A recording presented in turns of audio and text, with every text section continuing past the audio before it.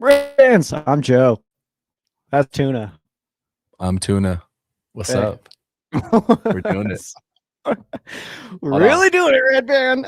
Yeah. What's up, guys? This is Tuna and the Sheriff. It's a weird post-Christmas episode of Tuna and the Sheriff. I'm Sheriff Joe Baggs. This is Tuna. We're here to talk some Rams, and we're doing something not standard for our show. Do you care to explain better than what I'm doing right now, Tuna? Yes, welcome everybody. It is noon. I'm assuming everyone is not in traffic in LA because people aren't back from Christmas yet and they're probably going to stay out of town for New Year's. But welcome every morning, Monday, Wednesdays, and Fridays. Normally we'll just do Rams content. Fridays are usually our preview show, but since we've got the extra day on Monday and since we're getting close to New Year's, we didn't stream on Christmas. We just wanted to take some time and stream longer, so we're going to go at least an hour today to give us more time to talk about league-wide stuff, some award predictions, talk about just some of the Christmas terrible games that happened, some teams that are not in the playoffs anymore as of yesterday. Yeah. And then some previews for the playoffs, just kind of big picture Ram stuff. And hopefully we get some comments that give us some other talking points as well. So I want to start off this way. I didn't tell Joe about this. Uh-oh. We're going to start the stream off this way. I've been practicing. I'm going to see if I can get you to jump off sides. Come on, ready? Red 18. Red 18. Easy. Check. 52 is the mic. 52 is the mic. Turbo set. All right, good job. Good job, Joe. Way to not jump. You're absolutely absurd. We have a special guest coming in, by the way, in about 10-ish minutes or so to have some chat with us as well. So familiar face if you are an intaker of Rams content. So we'll have that coming up here in a little bit too. Sure. Hell yeah, man. I guess first things first. Just do we want to start off with where we currently stand with the playoff seeding? Yeah, man. Let's take a look here. So we do have obviously our playoff picture. All right, I want to be on screen too. Let's see. Let's get us. What? Oh, what can you see, Tuna? I see just that, and that's what we're gonna roll with. Let's see. Playoff picture, division leaders. I hate the fact. Yeah, we don't have to explain we'll go through the seedings and stuff when our guest comes on too. But it sucks how tight the West is because winning the division is coinciding with being most likely number one in the NFC. So there's not like a scenario where it's like, oh, can you be 2 through 4 through different scenarios? It's like, nope, it's one or nothing. It's one or wild card. That's it. It's tough, man, especially being an 11-4 team right now and being third in our own division is like so frustrating, man. And it's just one of those situations where it's like, oh my gosh, like we had it too. We had it in our hands, but it's like we're just Paul Walker in the first Fast and the Furious right now. Just be like, dude, we almost had you. But either way, we're getting to the dance. And we're getting to the dance either way. And I don't know, man. I just feel like any of these teams right here that we're looking at on screen, like if we have to go to Chicago, go to Philly, go to Carolina, I mean, I feel like the Rams can win any of these games, but also those are tough places to play, especially in January, dude. That's what we were trying to avoid. So that's unfortunate biz there, but I don't know, man. That's kind of what we're looking at. I think least worrisome to travel to, as much as it doesn't make sense, is Seattle. I think just because of the familiarity, just saw what they were able to do up there. You clean up some stuff and you're closing out that game a little better against a really good team. The one I don't want to go to, and I make no qualms about it, is Philly. I don't want to go to Philly again. That's the one I don't want to go to because they haven't. McVay has proven he can't get over the Fangio. Fangio has had his number down the stretch. Stafford has not been his elite self like the closeout games against Philly, and it's a tough place to play. So that's the only one I don't want. I don't want sixth place. I don't want to play Philly. It will give me the most stress. It's not that I'm afraid. It gives me the most stress. I actually feel the that same way, but about Chicago. That's just like it's one that like For some reason, I feel Really? like that could be a thorn in our side where it's like, God, of all years for Chicago to just show up out of friggin' nowhere, dude. We had to go out there and play at Soldier Field in the playoffs. Like, that could be one of those situations where it's like, man, what an unfortunate series of events there that the Rams could have avoided by just winning one more game. And that's the thing too, is I mean, look at the losses that the Rams had. They're all extremely close games. And two of them are division opponents on a short week. And that's so frustrating that we keep getting divisional games on Thursdays. I hope that stops next year and stuff like that. But that's kind of put us in a tough spot, man. But either way, I feel good about playing any of these teams though. Green Bay's kind of had our number for a few years, but that I still feel good about that. I mean, that's tough. And you're right. It's not impossible for the Rams to get back into to the top seed here. And yeah, we have some info on how the Rams can avoid going to Chicago or Philadelphia. So we can still do it. I just like it's such a tough situation where it's like I've kind of just accepted my fate, even though it still is possible. You know what I mean? I'm just trying to set myself up for that disappointment, I guess, is where I'm at. No, you're right. Like, and it's not I think we both feel the same way that I honestly don't care what the seed is. Like 7th, 5th, 1st, I don't care. Yeah. I just wanted at least one home game in SoFi just because one was robbed last year because of the fires and just for the vibes alone. Like, that's it. I just wanted one home game for vibes. And the path, though, is a little bit difficult. I mean, you kind of control your own destiny. Like, if you don't win the next two, none of this matters. Like, you're going to be a wild card. True. If you drop one of these, you're not winning the division. That's the way it is. And then you need a loss from each of these three teams. Seahawks, they got to drop at least one. Niners as well, and then the Bears. Problem is, all three of them in some way, there's a triangle. They all like play each other to some regard. I think perfect scenario is like, I think it's Seattle loses to Carolina, Chicago beats San Francisco, and then San Francisco beats Seattle week 18. So it's like you need and then Detroit wins in week 18 over Chicago because we need them to lose one as well. So it is like we have like very specific games that we need to happen, and just a little. So that's where my brain's at, is like, hey, look, probably not going to happen. It is realistic. It certainly can, but I'm just in my brain. It's like, you know what? Let's just go ahead. We're a wild card team. Let's just plan for that. And if we happen to stumble into the one, well, then hell yeah. that's kind of where my brain's at. Yeah, and it's I want to say it's not impossible. Yeah, think back. Was it 2 years ago? Yeah, I don't think it was last season. It was 2 seasons ago. Like, you needed Carolina like to just eke out one win in the rain, and they did it. I think there were just like 2 touchdown underdogs in that game, and they ended up winning a game in the rain, and it immensely helped the Rams out. I can't remember what it was, but I remember specifically Carolina figuring it out and doing it for us. So, hey, could happen again. Carolina seems to love us when they're not playing us. That's a good point. Yeah, and that's the thing too, is like, I mean, Carolina is still very much holding on to that spot. You know what I mean? Like, that's the only position in the NFC playoff race that has not yet been decided, is who is really going to take that 4 seed. And I know that there's seeding, jumbling that can happen. We're talking about how, 4 different teams can get the 1 seed right now, but that 4 is going to be Carolina or Tampa Bay. And that's the only playoff spot open in the NFC anymore. Everybody else is locked in. Everybody else is bumped out. So that's Carolina. I mean, I put money on them to win that division, so I feel awesome about that. But I just think that the moves that they've been making, I mean, they're headed in the right direction, but they are one of those teams that can take out anybody at any given week, but they can also lose to anybody at any given week. So obviously a tough matchup this week, but hey, we're kind of pulling for them, right? Absolutely. And winning this weekend would definitely do wonders for us. And especially because that is a team too that, like, because again, if we get further into tiebreakers and all that stuff, that's a team that we lost to. So the strength of schedule and then the similar opponents and all that stuff, that could really mess us up as well, with Seattle being the opponent this week. I found it. 2023 season, week 15, Carolina Panthers beat the Atlanta Falcons 9-7. Oh, okay. Yeah, I do remember this. I think the I Falcons were at least in a scenario where they could win their division, so that like they needed to win that game, Mhm. and losing like kind of fucked them up, and it helped us immensely with I think seeding, I think squeaking into a wild card spot with 2 weeks left.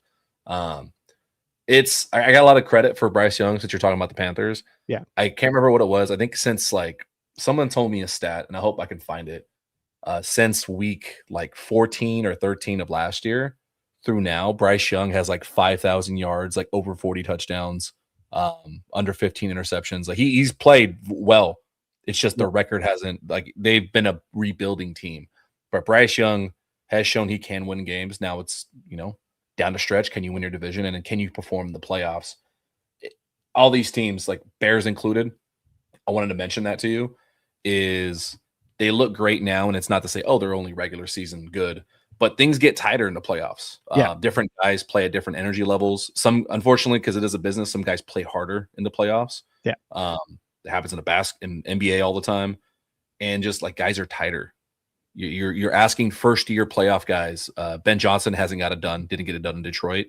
Caleb Williams has never been there. So yeah, you're absolutely right. I there was a quote, somebody said it like so long ago, and it may have been like something on like video game. I have no idea where it is, but it's like something about playoffs. It's like you get to the playoffs and, cuts are a little sharper, hits are a little bit harder, throws are a little bit tighter, just everything is just ramped up a little bit more. And you're right. When teams don't have that experience, sometimes they're not ready for that. And that's also why I keep saying, like, our season has not started yet. The Rams' best football, I think, is still ahead of them, because I think that when the playoffs do start, it's do or die time. Everybody still knows that heartbreak from last year and what happened in Philadelphia, where it's like we felt like we were just the better football team and we weren't playing, we weren't moving on. And that's also against a team who just beat the butt cheeks off of everybody they faced outside of the Rams in the playoffs last year. So it's like, it's so frustrating as the Rams to see the way that game ended and then see what Philadelphia did the rest of the way. It's like, damn, we felt like we were better than them and they destroyed everybody else, so super frustrating. But it feels like that's when the Rams really will start playing. And you're absolutely right that could be quite a shock for a team like Chicago if Niners come in, an experienced team, Packers, Rams, like these wild card teams right now coming into these houses. I mean, you're right. You're absolutely right. Chicago could be bounced quick, but I think that they are headed. I think Ben Johnson's doing a great job there. I think they're legit for a while. By no regards am I saying they're not a real team. Yeah. Like I threw that out the window about 3 weeks ago. Chicago has earned their wins. Like they are a good team. They're coached really well. And I found that stat. Since getting benched last season, Bryce Young, up to this point, 5,200 yards, 42 touchdowns, 15 interceptions, and a 91.3 passer rating, 10 game winning drives. Nice. Hell yeah, dude. Bryce Young's still up. I'm a fan. I like him. Yeah. I think he's cool. I was going to bring up Brett's comment here because I think that we all kind of feel this way. Lions missing makes me so happy, and I won't apologize. Yeah, straight up same, dude. Enjoy it. Enjoy the playoffs from home, Detroit. That's I feel nothing negative about that at all. Can I bring it up? Yeah. Whenever you need. we got around a little bit last night. I threw out it's actually not even an original tweet. It's something I saw earlier in the year. I think someone else even commented damn near the same thing on Twitter. Lions are a Stafford away from being a Super Bowl team. I think I said this earlier in the year too. Like, only if they had somebody like, I don't know, Matthew Stafford or something. I actually said that this week about the Falcons and their run defense. It's like, oh, if only they had somebody like, I don't know, like a Nate Landman or something. That'd be dude. 360,000 views. Shared 300. I woke up this morning to a lot of hateful comments. Yeah, man. Yeah, the city of Detroit's not happy. They legit like. But I'll say this too, man. I'm seeing some Lions fans that are starting to get frustrated at Jared Goff. I'm starting to see that. I'm starting to see them being like, "Ooh, maybe he's not the guy that can get this done for us." And whenever we do need him to show up, he's not there, kind of thing. Like I'm starting to see those comments, and it's like, oh, guess who's not just being jerks to Jared Goff? Are we going to start seeing quarterback the Netflix series from 5 years from now? I was like, Dan Campbell didn't even want me. Are we going to start seeing that too? Okay. I've seen a few other creators repost part of that clip of of Dan Campbell in the locker room. Jared Goff, you are good enough for Detroit. Like, it's all, you know me. I will take the hate in stride. Yeah. Oh my gosh. I think maybe Tuna's freezing here. I think. The city of Detroit got me. Am I back? Oh yeah, you Am I might back? be back. Let's see. I'm gonna try to. There we go. There we go. All right. Yeah. Are you Anyways, under I'm attack? gonna yap as if you can still hear me. Oh, maybe. I don't. What the heck, Tuna? Figure this out, man. Come on. All right. I don't know what. Oh, now he's just disappeared entirely. Just me and you now. Oh man. So yeah, that is absolutely. I'm absolutely with you there, Brett. The Lions missing the playoffs. I feel totally fine about that, man. It's so funny to see the reaction that we're getting from Lions fans about how we are reacting now about them missing the playoffs, because they're getting so angry, dude. Like seeing Rams fans be like, "Ha, screw you, Detroit." They just they're immediately like, "You don't say that." Yeah, they lose. Yeah. It's fun. It's like what was saying before I got disconnected. I take the L's in stride. Like I love banter back and forth, and I'm like, I try to be as real as possible. Of like, no, like I think both teams won the trade, and I genuinely think that because the culture has shifted up there.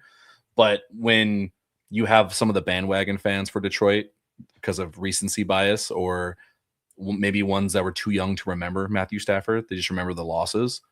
I'm not taking that revisionist conversation, and I don't even care if Matthew Stafford was playing for like fucking Las Vegas and he's been winning. I'm a Matthew Stafford stan. Like, don't rewrite that history just because your franchise was that bad. You won a few games in spite of that culture. Like, you should be building a statue for Matthew in Detroit. But I mean, I think that Lions fans now, it's been enough time where I do think that I do think that they have forgotten exactly like who he was and what he was bringing to them and stuff. And then also I think the fact that Jared Goff coming in immediately and playing well was like them kind of just being like, oh, turns out anybody can do this kind of thing. And then it's like, then they kind of, I think now they're starting to realize the way that Matthew Stafford's playing today and the way that Jared Goff's playing, it's like, oh, wait, Jared just needs kind of ideal situation where Matthew Stafford kind of creates the ideal situation. You know what I mean? So there's levels to this. Yeah, absolutely. Yeah. I need to fix this for Rams House because I think I gave him the wrong link. Bro. Bring up Brett's comment here. Since his last one about NFC West teams. Oh, little since we're talking about. Oh, did we lose Tuna again? It's just my camera cut out. That's weird. Oh, hi. Wait, before y'all go, who is your most hated non-NFC West team out of curiosity? Mine is very surprising, and it's for a very petty reason. I hate the Steelers. I can't stand it. I can't stand them. I hate their brand of football. Am I back? Oh, you're back. What's up? Did you hear anything I said about the Steelers? Yeah, a little bit. Yeah, I hate them because of their helmet. Put the logo on the other side. I don't care about the reasons. It's dumb. I hate that tradition. The other side, or you want it on both sides? Put it on both sides. Like this one side thing, it's the dumbest thing imaginable. Like, oh, it's our tradition. And I know there's a historical reason for it. I fucking hate it. And I dislike Tomlin's style of football. Like, I used to love him. Dude, this grind to 9-8 every year is so like boring. I hate it. That's really funny. I'm trying to think. Just hated non-NFC. I feel like that's an easy answer, but I'm trying to. Man, that's tough. I don't really hate a lot of teams, to be honest. Like, I kind of stopped my hatred. Patriots, Patriots, I guess, but I mean, I don't know. I guess that's so old now. You know what I mean? Like, that's fair. When the Patriots were hateable, it's like that's been so long ago. You know what I mean? So I guess I don't know. I don't think I would say Patriots, but Maybe Raiders. Raiders are up there for me. Saints are definitely up there for me. Saints, I don't know. There's something about It's the the Saints. it's the fan bases more than anything at certain Oh, times. Philly, dude, for sure. I don't hate Philly's Philly. the top for me. Absolutely. I hate Philly. I hate their fans. I can't stand their coach. I don't like their quarter. I don't like Philly. Nothing about them. No, I like Jalen Hurts. I don't want to go to the link to watch a game ever. I don't care. Like, screw them. I'm a Jalen Hurts believer. Like, I actually am. I'm not. I see stuff. I don't know what it is. Maybe it's because he's short and I like short quarterbacks. Like, I have a soft spot in my heart. He's not good at football. Is that what you like? I'm blaming the system, bro. I think he's the fact he's been able to win with their play calling of like there's a TikTok guy that every week, win or loss, he puts a voiceover again over the Eagles, and it's like, oh, let's see what they play called. Inside run the Barkley. Inside run the Barkley. AJ Brown going deep, incomplete punt. Like, that's their offense. I mean, that's true. I think Jalen Hurts is just Kyler Murray with a better coaching staff and roster around him. No. I think they're the same guy. They're such similar players, man. Like, I don't know. And he's bigger and stronger. I mean, but I don't know. Before we were getting to get into awards and stuff, we have somebody hanging out here in this little back room. And we're gonna bring him in here. You know what happens in the back rooms, in the champagne room? Nothing. What's he doing back there? Good. If you're a Rams content creator intaker, that was not the way to say that. Enjoyer. Let's do that. You make people who make Rams things. You watch them. I said champagne room, and you got all flustered. This is the weirdest. This is the worst stream we've ever. Yeah. Come on. Right. I got this. So this gentleman here, absolute monster in the Rams creator community, and one of the best human beings that you will ever meet in your life, and one of the most hardcore fans too. Rams House, what's up, dude? What's up, guys? Feel so honored to be here with you. Somehow, I don't know how we all got the memo to wear a black Ram shirt. Like, oh, this is not. I think this was meant to be. Sorry.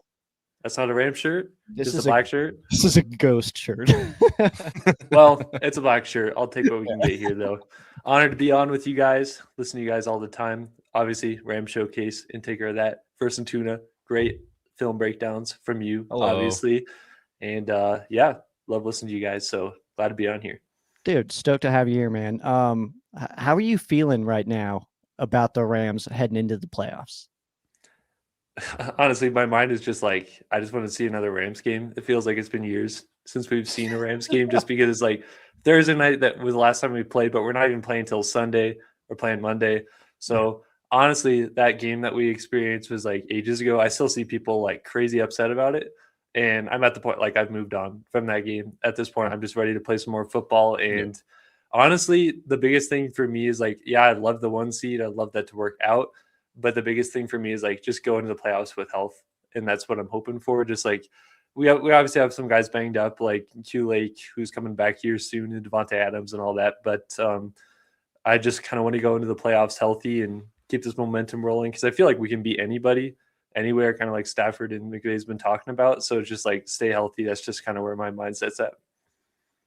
Heck yeah, man, I absolutely agree. Actually, this is hilarious.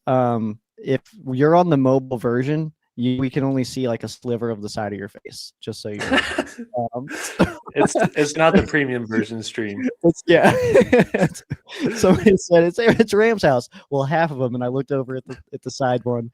Yeah, it's just like half of them. A little portion of people are if you want to be full in Zoom, I guess scoot over to your right, like I'd say like 6 inches if you're able to. You know, but in this way, like, it's half of me. The other half of me can be somewhere else. I can be doing other things. I'm fine being half Rams House. The other half, he's out doing shit. Yeah, exactly. You haven't. Yeah, you have to get the premium stream to get the full version of Rams House. Really, it speaks for itself, honestly. That's so funny, dude.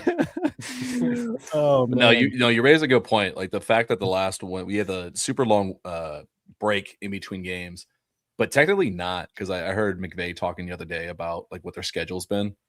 like having Christmas. Like the guys have been off, I would say the same amount ratio wise if it was just a normal week. Them trying to squeeze in walkthroughs on Wednesday and then now Friday before they head out.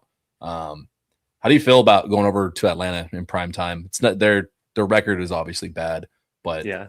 I mean, it's still a Raheem Morris coach team for what that's worth. Yeah. I think I feel like a little bit more nervous if the Rams were coming in rolling off like 8 consecutive wins, like maybe because the Falcons are one of those weird teams where they either can get blown out or they can play a team close. And that's the weird thing with them. It's like some of these games that look competitive and you're like, oh, like this is what the Falcons are supposed to be. This is what their offense is supposed to look like. And then other weeks you're just like, man, I feel so uninspired right now by this team. This is why this team barely has any wins. So I feel confident going into this game just being that the Rams lost in the fashion that they did. And I think like while they're not like buying into the fact that they need the 1 seed to be able to go out and win the Super Bowl, they're aware that like they're still in the hunt to be able to get that. So like win the games that you need to. So I feel confident going into this Falcons game primetime. The fact we just came off of that kind of loss, you had all this time to prepare. You know Raheem Morris, he knows you, like that kind of stuff. I feel pretty good about it, but I'm also like not full on this team is terrible that we're playing like it's going to be easy kind of thing. I just think that like we're in a good spot to be able to get a win here. Heck yeah! I wonder how they feel about giving their us their first round pick. Like a loss is double good for the Rams. Well, that's the thing too. Is like it doesn't really hurt them that much to lose anymore. It's like or help them. You know what I mean? So it's like why wouldn't they come into play? Because also, I don't know if you guys saw that story about the Falcons owner Arthur Blank bringing in Sportology, that outside firm, to just analyze the franchise. So there's an outside firm right now that is like going through everything in the Atlanta Falcons franchise and with the intentions of figuring out where's the disconnect, what's going wrong here, where do we need to improve, all that stuff. And I mean, this is just modern day stuff now. You know what I mean? Like you get the Immortal Chamber, they get Sportology coming in, like everybody's doing their own stuff right now. And so I'm really curious to see the fact that even if the Falcons win out, they didn't get an improvement over last year. They're still 8-9 coming straight over. So I think that it's very realistic with an outside firm coming in that they could be looking at it and say, hey, you don't have the right head coach in here. And I think that could be a move. So with all that being said, I relate that back to the draft pick saying that they don't have incentive to lose anymore because the draft pick you're talking second round. Yeah. You're splitting hairs when you're talking second round pick, the difference of 4 spots, you know what I mean? So not a big deal there. And then also I think that with Sportology coming in, I think that you have something to play for. I think that everybody in that building now, the coaches, the players, I think everybody is fighting for their jobs right now. I'm fully prepared to see Atlanta kind of have a full overhaul here soon if Sportology and all that stuff finds what they find, which I think is easy to see that Atlanta's just not that great of a franchise. Dude, I thought Morris was going to be out like 4 weeks ago. Before they had that big win against Tampa, before they Raheem knows how to win over guys and win a locker room. I don't think this year changes my opinion of him as a leader of men. If anything, it kind of enforces it because, dude, even Mike McDaniel down in Miami, somehow they've played some games with some heart. It's very impressive. I thought both of those guys would be fired a month ago. I thought Raheem Morris was a double agent, giving us their pick and then tanking so that way that pick is better. And he'd come back and be like, how guys get fired. They're like, I'm going to take the year. I'm just going to go, be a guy to help out on special teams or the secondary. I thought he was going to come back here and try to latch on and get another ring, but I don't know. He's making it through the whole season. Yeah. I think it's very real that we could see a situation where Shula does get a job and Raheem Morris comes back. I really just don't think that that's impossible. I think it's one of those where Raheem Morris could settle in and say, you know what? Hey, Sean, as long as you're the Rams head coach and you'll take me, I'll be your DC, dude. I don't think that that's impossible, that we could see him make a return. Oh, no. And I would welcome him back with open arms. So before the Niners did it with Saleh, I actually would argue with you. Because I'm not one that usually assumes guys want to double back. I assume guys want to just make their own route, a la Bieniemy in Kansas City, and look how that went. Where is he now? I do hope Morris comes back, mainly because I think he's more likely to want to push Sean and Les to make a splash in the secondary for next season, if it all works out that way. But that's That's all that. Yeah. I feel like, I would not be at all surprised if Raheem Morris came back. That feels like such a Rams move. Like if he's just available, like just why not bring him back? But also like I would love to see Aubrey Pleasant actually get an opportunity to be a defensive coordinator. I would just want to see how that looks and what kind of iteration he had, because he's been around for a while. He left for a little bit. But I like the options that we have. Like if Morris isn't available, if the Falcons keep him for whatever reason and Shula leaves, like I would be totally fine if Pleasant took over just to see. Head coach. Yeah. He kind of reminds me a lot of Raheem Morris, just in the like kind of leader of men, like locker room kind of guy who just gets along with everybody, not even just his position group. And so Rams have options for sure. And I mean, best case scenario, I'd want Shula back again, like all of us probably would. But I guess we'll see what ends up happening. Sorry, guys, I'm trying to fix it. It's not working. Oh no! Oh, okay. That's what it. I was like, what just happened? That's what you look like on the mobile version, just so you know. But now on the mobile version, they can see the full version of you. So we have to decide which one we want the full version of you on. Which I left a comment in the chat that we paywalled the other half of you behind a subscription. Yeah. So feel free to make that donation at Sheriff Joe Bags on Venmo. Hey, bring up Corn Doggy. Hey yo, hold on. Wait.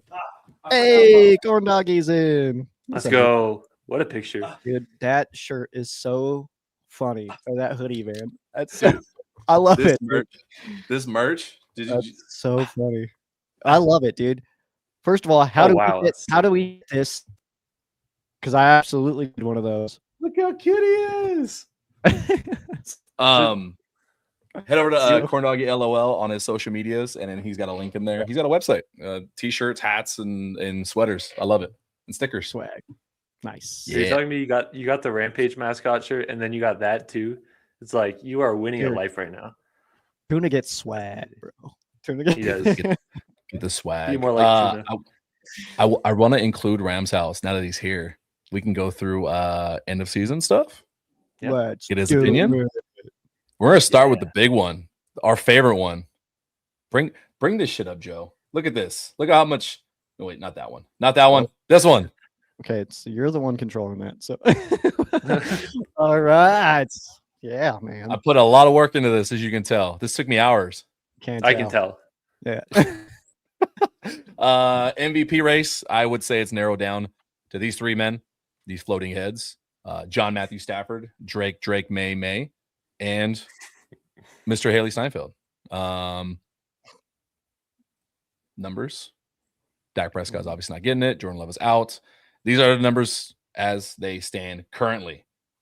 Thoughts, Rams House? How do you feel about the MVP race? And make your case for who you think should be this year's MVP. I want to hear it from you. Well, first off, I just want to say it's hilarious to me how Dak Prescott is upside down, just like out of the race. I don't know why that's hilarious to me.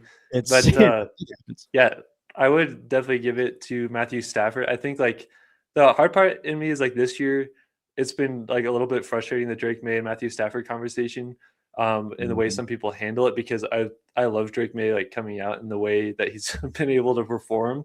But there's been so much, like a lot of Patriots fans that have talked about it in a way of, oh, Drake May easily. Like, why are you even talking about Stafford? Like, well, probably because he's playing like the best quarterback in the NFL. I see the conversation be brought up a lot of the times about like, oh, Matthew Stafford has a Puka Nacua and a Devontae Adams and Sean McVay, like who wouldn't succeed in that kind of situation. And like, it's not just like the numbers he's putting up, which is, by the way, incredible. Like 40 touchdowns and 5 interceptions, over 4,000 yards, on his way to like clearly his best season in his entire career. But it's like, if you just watch football and you know what football looks like, good football, you can see the difference between like a Stafford and a May. And like, I think it's a close conversation, but I think Stafford has it. You look at like, is Drake May doing the no look passes 30 yards down the field on a dig route, or doing stuff to move a safety completely out of the play and throw it right back where he was? Is he doing all these different arm angles? Is he elevating the players that he has around him, like when guys get hurt? And that's just where I'm like, I think Stafford, like this is his time. Drake May is going to have his time to be able to do this stuff again, but he is playing clearly the best kind of football. And I think that if you put Drake May in this offense, Drake May would look good as well. But I think that you're not going to see some of these kinds of plays that Matthew Stafford has made. And, I even think back to, obviously, this is a different year, like 2021. In that Super Bowl, you're down, obviously, Robert Woods had been out for a while. You're down Odell. You're down to just Cooper Kupp, Ben Skowronek. You don't even have your first two tight ends on the field. As a wide receiver, Ben Skowronek, just like basically giving it to the defensive back there on that one play. And everybody knows it's going to Cooper Kupp. And Matthew Stafford still finds a way to drive down the field. And he's still able to do everything he is to go and win that Super Bowl. And now all these years later, after everybody's panicking about the whole back situation, he's not going to be able to play one entire game. It's going to be Garoppolo time. And he does stuff like this. Like, to me, I feel like Matthew Stafford is the definition of just like an elevator. And he would be my vote, clearly. I know it's people watch and they're like, you got Rams stuff around you. Of course he is. But it's like, it's more than just the numbers. It goes back to the eye test. We pride ourselves on being unbiased, and I'm going to show that when we get to the offensive player of the year, because I already know I'm going to ruffle some feathers betwing probably you two and people watching. Yeah. I already know. Fascinating. I want to mention something about the MVP race real quick about the comments about people saying like, well, Stafford's got Devontae and Puka and an incredible line and stuff like that.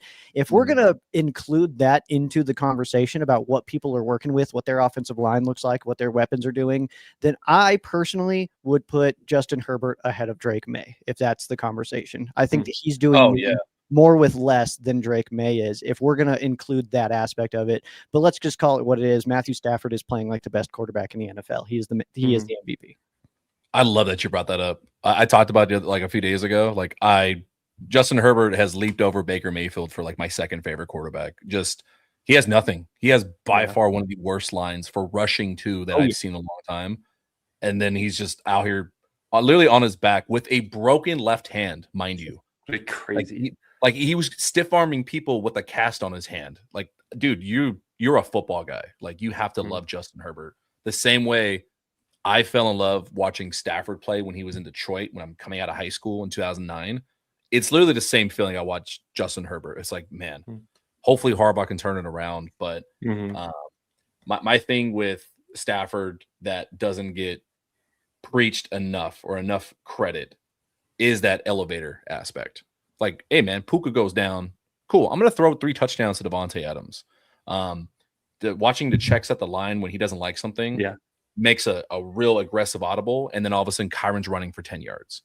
And it comes down to what Stafford can do, like you talked about in the Super Bowl. If you want a game winner, a playoff winner, you're going to need a quarterback who, in one drive, at some point in that game, I need you to just be the best player and just go win the game. Fuck the scheme. Fuck all the stuff we do. Fuck spreading the ball around. Can you go win the game? And he will spam Puka Nacua, like, outside of context of their offense. Like, fuck it, I'm going to throw it up over here, and my guy's going to get it. That's the gunslinger mentality, and it's working out for him. Yeah, it's it just goes back to, again, when I talk about like the eye test of it. It's like I have to, like, Drake May is playing absolutely phenomenal, and like anytime I get a chance to watch him, I'm beyond impressed. And really like good. You can make a good argument of like, he may not have as many weapons as Stafford does, but it's just the full package with Matthew Stafford, going from where he's looking to look people off, the arm angles and all that kind of stuff. As you talked about the checks and all the things, him tearing up a defense that was supposedly the best defense in the NFL on primetime without Devontae Adams out there, and still putting up like 450 yards through the air, when even like that first half, on a short week. Mainly on a short week. Facing the like, Lions, and then to see the Lions were a playoff team, but it's just they're not. They're out. It's clear, throwing strays. Any chance? I wore this shirt so that way the Detroit haters would not be mad. Like, I'm a fan. Look, I'm supporting on him. Yeah, don't worry about the score of that game. Like, I'm supporting. Come on. Yeah. It's I'm happy though, because like, there's, you still have those people that aren't giving Stafford his credit, and that's always going to be a thing. But I feel like this year in particular, he's been in the conversation more, and people are like beginning, the outside of Rams fan base people are beginning to realize just how good he is. And it's like McVay's talked about it this year, where he gets questions all the time about like, what's it like seeing Stafford play at this level? Like, what's contributing to it? And he's he's always played at this level. The numbers don't always reflect it, but he's been doing this stuff. So just because like the numbers don't reflect it doesn't mean that's not the case. I would say like Stafford has gotten a lot better at just taking care of the football, and like he's being aggressively smart, because it's not like he's just checking it down all the time, but he's not making that play every game where you're like, oh gosh, like why do you throw it there, and like right into the defender's hands, where we kind of saw that the first few years. But yeah, I just feel like it's really fun to be able to see him starting to get a little bit more of that recognition, even if you still have those people out there that are like, well, Stafford's only playing well just because he has McVay and great weapons. It's like he's actually beginning to get that respect that he deserves finally, I feel like. Controlled aggression. Yeah. Controlled aggression. I always say better lucky than good, but when you are playing really good and you're one of the best, you do get a lot of luck your way. Like he's had some tips, some deflections go his way. That only happens when you're really good. Like the Seahawks 2-point conversion, for however we feel about it, that only happens because you're a really good team. Like you get the bounces your way. So it's settled. Are we, you know, the AP voters are waiting on us three to give our decision, obviously. So, I mean, we made our decision weeks ago. MVP. Yeah, I have a video from week 5 that says something about Stafford MVP. I mean, you put money on it, so like I did in March, I think. Yeah. Wait, did you? Yeah, let me see when the date I was. Holy shit! I need to know what that payout is. I need to know what that payout is. It's not a lot because I only put like $3 on it, but it was a good odds. So let me see. Yeah, the last thing I'll say about that, the whole weapons conversation, it's frustrating because it's never been that conversation in past years, and I think a little bit of it is what you talked about, of a lot of people have not paid attention to Stafford for whatever reason, and so now this is their first year because he's getting a little bit more publicity, and I do emphasize a little bit more because he really hasn't gotten as much as other MVP caliber guys are. To where they're like, it's a shock, it must be a fluke, I've never heard of this before, so it's a little bit of bias on their end from what they have not perceived, mixed with, I don't know, in past seasons, other guys that have utilized their elite weapons getting knocked for that. I don't remember Tom Brady with Randy Moss being like, oh, you can't give him MVP, he's got Randy Moss, or Aaron Rodgers having Devontae Adams winning MVPs multiple years. I don't remember that being a conversation, but for some reason it is with him. And the last bit I'll say to that is, if you are going to have those weapons, fine, that's true. Then you better be head and shoulders better than everyone else in the field. Look at the numbers. Yep. Yeah. He's doing it. So it was May 4th at 6:44 p.m. that I put money on Stafford to win MVP at plus 4,000. I also put money on Devontae Adams leading the league in receiving touchdowns, so that one's looking good, especially if he plays any more games. I don't know. And then we see I had him at plus 4,000 is when I placed it. He's now he's minus 400. So, wow. And Drake May plus 330. Yeah, man, it was one of those weird ones where it was like, I don't know, man, it just feels like it happened, and then it did. I wish I did that. I wish I would have put at least a dub on that. That's crazy. Since this is kind of, you know, not very controversial, I do want to get to the controversial one. I want to hear your guys' opinions. We got offensive player of the year. I want to debate you guys. The leading candidates by way of the betting odds. I forgot where I got them from. I think it was where I got it from. FanDuel, maybe.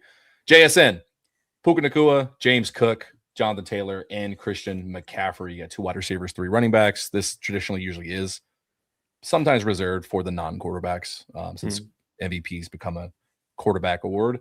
Start with you, Joe. I want to hear what you think out of what you're seeing from these numbers. Who takes it? And if the season ended right now, who are you giving it to? Yeah, I feel like I know where you're going to go with this, and that's fine. I think that you can defend any 5 of these with reasonable points, including our division rivals. I think that you can pick out those guys as well and give legitimate points. I trying to be as least biased as I can. I give it to Puka Nacua because he is unstoppable, and every other player on this screen right now has shown the ability to be stopped and in different capacities. Where Puka Nacua too, even it seems like as the season goes on, everybody else is getting tired, more exhausted, more beat up, and he's just getting stronger, it seems. So I just think that the trajectory that he's at right now, and not even just in season, but career wise as well, we've never seen anybody play the wide receiver position like he's playing it right now. So soon into his career, year 3, and he is already notably one of the best in the NFL. You can put him wherever you need to, whether you want to say top 10, top 5, top 3, top 1, doesn't matter to me. He's one of the best in the NFL on any given week. He's probably the best player on the football field every time he's on it. And I mean, look at what he's doing out there, man. I mean, he's absolutely unstoppable. You know where the ball's going, you still can't stop it. I think that, we're getting a little bit spoiled by watching him because we see him go off for 222 and it's like, oh yeah, Puka was Puka. That's cool. That's just what he does, right? Yeah, it's a shock. We just accept it. We're like, oh yeah, Puka had 222 and 2 touchdowns. Like, duh, he did that. Like, he's Puka Nacua. So it's like one of those, man, that when that's the expectation, when somebody's incredible game, when somebody's best game of their life is just a day at the office, that's why I give it to Puka Nacua, because he is that guy. And all these other guys can have a game where you get 40 yards and you're like, yeah, that makes sense. If Puka has 40 yards, you're like, wow, what happened? That's a good point. Comment. That might be comment of the year. The timing. That's bravo. Very good. He knew what he was doing there. Solid job, bro. That was very good. Tip of the cap. Yeah, man, the crazy thing is, like Joe said, you look around like at these candidates, I feel like you can really make a strong argument for all of them. Jonathan Taylor, I feel like has really cooled off for me, where I'm not as strong into that one. But yeah, like I was just gonna say this. Holy crap! Yeah, I was looking at that. JSN's all right. On the ground is crazy. You know what? I don't like any of you guys. I don't like records over here in rushing yards as a wide receiver, and we're not even talking about it. I work so hard. I slave over a hot stove. MVP, dude. That's all day for you guys to do this. Let Rams House talk. Who do you got, Rams House? I'm sick and tired of you. Yeah. Oh man. So to me, it's clearly between these, like Smith and Jigba, Puka Nacua, and Christian McCaffrey. And I think an argument that you can make with all of these guys, but specifically with Njigba and McCaffrey, is if you take those two out of the offense, what would the offense look like? Like, these guys are almost the identity of the offense, where if you take JSN out of that Seahawks offense, if you take McCaffrey out of the 49ers offense, they would be miles worse, like a lot worse. And if you take Puka Nacua out of the Rams offense, it would be a lot worse too. But like, is it as big of a hit? Because like, that's also a credit to the weapons that we have. But like, we've been living in 13 personnel. We've been using guys like Kanate Mumfield, obviously Devontae Adams, Kyron Williams. So I think that kind of speaks to how complete the teams are. And for the Rams, like, probably be more of a complete offense there, to where, yeah, if you missed Puka Nacua, you would miss him terribly, but you have other options and you have good coaching. And so that's kind of where I'm stuck with this conversation, because Puka Nacua, I think, is clearly the best receiver in football and most complete in every single area. And I mean, you can make an argument for other people who maybe are more crisp at running routes, but overall, I think he's most complete receiver in football. But I'm just like, how do we define an offensive player of the year? Because I truly think if you take JSN out of that offense or McCaffrey out of that offense, it would just be completely different. But then are we just talking about situations at this point? So that's kind of where I'm stuck here. And I'm just trying to, like, how do we define offensive player of the year? The way I look at it, I know everyone, there's not like one definition, and you're kind of alluding to it with taking him out of there, is how much of an impact is there? And it's the same with the MVP, but we've already gone down that path. I look at it not so much as taking someone out, but as a force multiplier. One, do they make the rest of the offense better? Does it elevate it? And with the game on the line, or like in spurts, how many times have you seen this player and you're watching them on Sunday and you're like, it doesn't matter who's on defense. Like, you're not stopping this guy. And for me, that comes down to two guys. I've watched more of Seattle than I let people allude to. Obviously, I feel strongly about Puka. Puka has that element. That's like, dude, no one can stop him. Like he's running through tackles like a running back. James Cook and Jonathan Taylor, I'm going to take off that table just because of a little bit of recency bias for Jonathan Taylor. Colts have been pretty bad. They've had terrible luck. I feel bad for them, but it is what it is. 19 touchdowns total is nothing to scoff at for Jonathan Taylor. James Cook is the rushing leader. I package him with Josh Allen in that rushing attack. Like it's hard for me. It's the same thing with like Lamar Jackson and Derrick Henry. It's like dual threat. Mm-hmm. I'm torn between JSN and Christian McCaffrey. And I genuinely lean towards Christian McCaffrey. And here's my argument for him. Look at those fucking receptions. 92 receptions. He has more than some people's starting wide receivers. And on top of that, you know what he's averaging per catch? What's that? 9.2 yards per catch. Jeez. He has almost 2,000 yards split evenly down the middle, 16 total touchdowns and 0 lost fumbles. I hate that I'm glazing a Niners player. I mean, dude, like he's quietly all season kept them afloat without a starting quarterback for like a month or so. I'm sorry, man. Like I genuinely think Christian McCaffrey deserves like serious consideration for this. Just based on the receiving game alone. Like he's literally carried that team on his back. Yeah, talk about elevating those around you. He's the reason that Brock Purdy's a good quarterback. So yeah, I agree. I knew you were gonna fucking say that.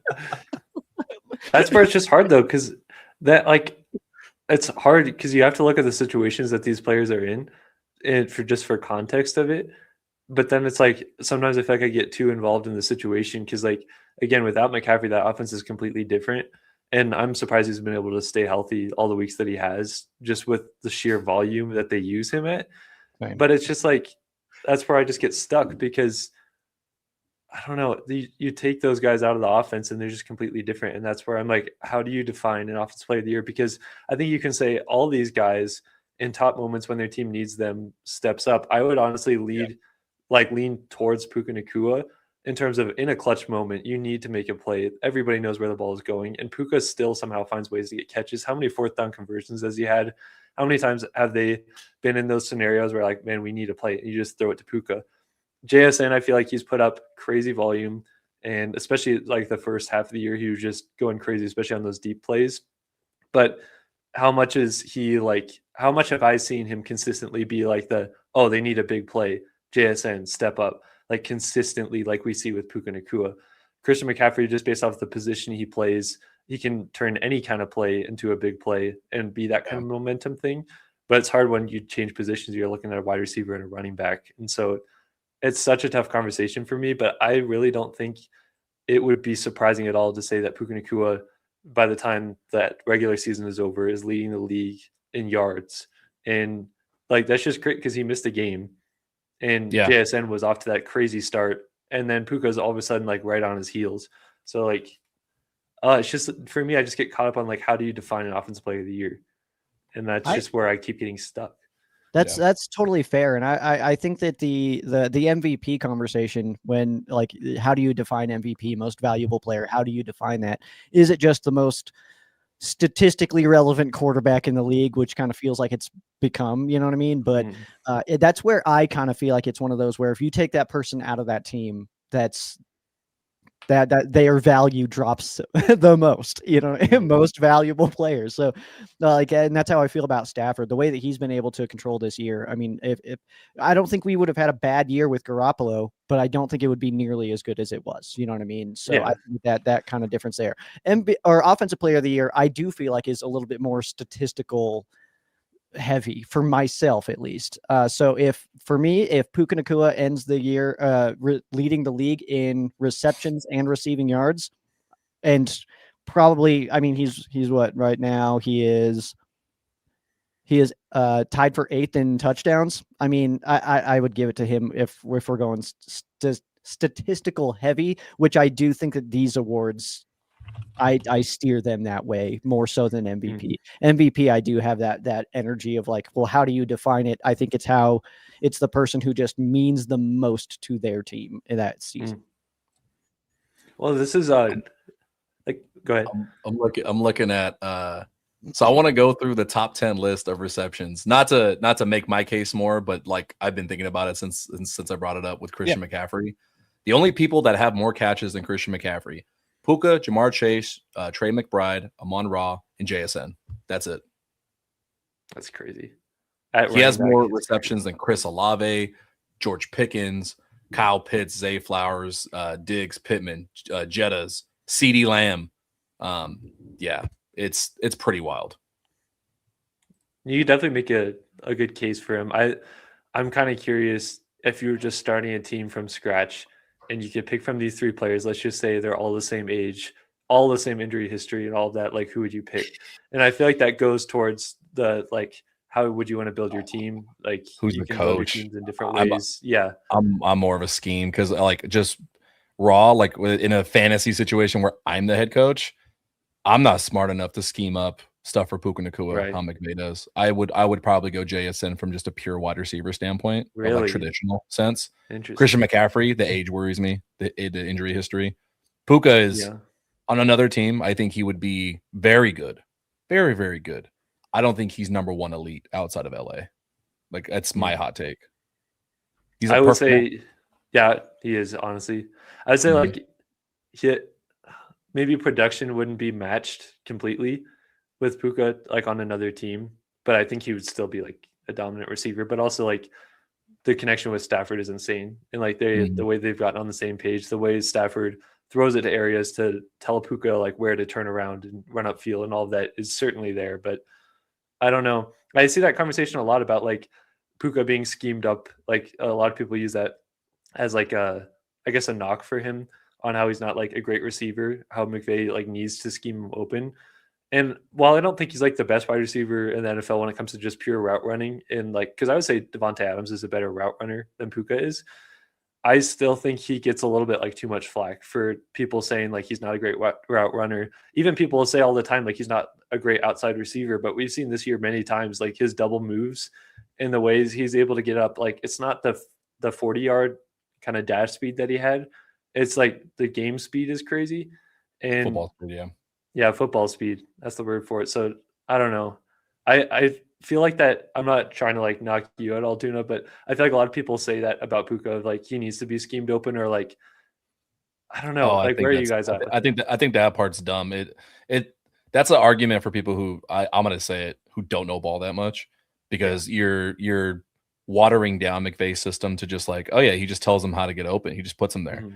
No, like damn near every route that every receiver runs on every play is a choice route, is an option route. Because if the defense shifts out of position, goes to a different location, it switches to man versus zone, those receivers have to know exactly what to do, like at all times. Like gear down, sit in this zone, slow down so that we don't run into linebacker, speed up to get past them to the next window. Like, they always have to be ready for Stafford to throw the ball even when they don't think they're open. Even if he's not even looking at you, the ball might be coming, man. You know, you never know.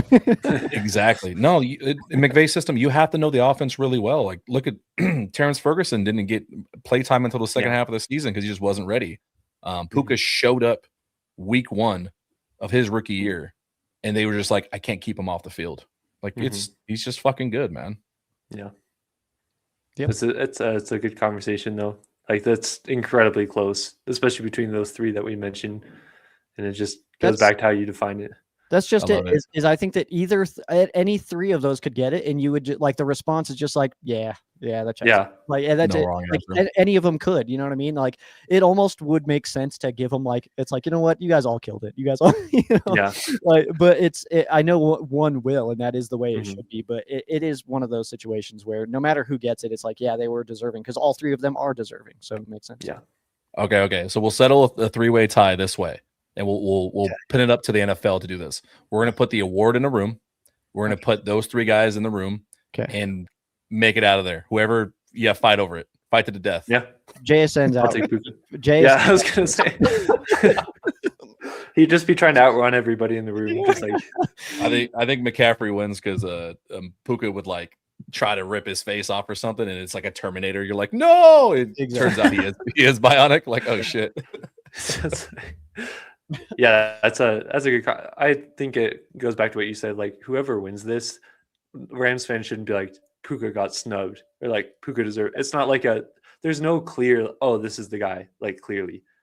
Yeah. I'd be fine if any of these guys won. Yeah. Speaking of it being clearly a guy, there's another one. Yes. Yeah. We're gonna change the defensive player of the year. But last thing I'll say is I will not fall to recency bias if they give it to JSN because he's slowed down. I'm not eliminating his body of work. His season's been incredible. Yeah, that's true. So where there is a debate for offensive player of the year, we're gonna take a small intermission by way of looking at the defensive player of the year. I don't know if you guys are gonna like this graphic I have, but I think there's no question who it is. It's easy, man. This is easy. Okay. Well, we made it weird. That's good. Ladies and gentlemen, you're defensive player of the year. I'm not hearing any other argument. If you have a case, I'm willing to hear it, but look at this. Look at this. Dig 'em. I can't argue with this. I wouldn't even want to try to argue with this. He's the defensive player of the year. I don't know. He's just, he's on an absolute tear right now. Nobody can block him. I mean, yeah, he's defensive player of the year. As long as Aaron Donald does not exist, this is your strongest, most athletically insane defensive player in the league right now. So yeah, he's showing off. And I'm frustrated that he plays in Cleveland. Like I'm frustrated genuinely he plays in Cleveland. He had his opportunity to get out. He backed down from in the offseason and he opted for the money and he's locked in there for the next 5 to 6 years. He lied because it was always about the money. I was gonna say that was the most confusing part about when he was like, no, it's not about the money. Like I just want to win. And then I mean, I guess if you get shown a check that big, you're like I look at it this way, man. I love football. I love Los Angeles Rams. The 49ers knocked at my door and be like, hey, we need you to cover this team, but you gotta be a Niners fan. And they were giving me $60 million. I'm gonna lie my ass off and be like, yeah, it was always about the money. Like that's a lot of money to change how you feel about stuff. Yeah. Like it's a lot. Money can definitely sway my opinions, that's for sure. Just saying. Yeah. It's weird though, because I feel like there would have been another team that would be willing to give up that much. Maybe I'm wrong, but like Myles Garrett is that good where it's like, I guess you couldn't go to maybe like a true contender and get that much because that's like almost a quarterback contract on there. But I'm just happy he didn't go to the Eagles. I was really hoping he wouldn't go to the Eagles because like I like Myles Garrett and like I don't really want you on the Eagles right now. All right, I'll take that down for you. Sorry. We do have other stuff. We move on from that. We do have other ones. I don't know which direction you want to go, Joe. If we want to touch all of them, or I'll let Rams House pick. I don't care. Yeah, Rams House. Ooh. So this is just going to be across like the whole NFL, not just Rams, right? Like for a breakout player, most disappointing. And for the last two, most disappointing or most surprising, it doesn't have to be a player. It could be a team. It could be a moment. It could be a game. Be a coach, whatever you want. Both, by the way, I'm going to give NFL and I'm going to give Rams, just so you guys are aware. Yeah, that's I kind of like that actually. Yeah, let's start with the coach of the year. I want to start with there for sure, just because like this is kind of similar to the offensive player of the year conversation, where you can make an argument for a bunch of different guys here.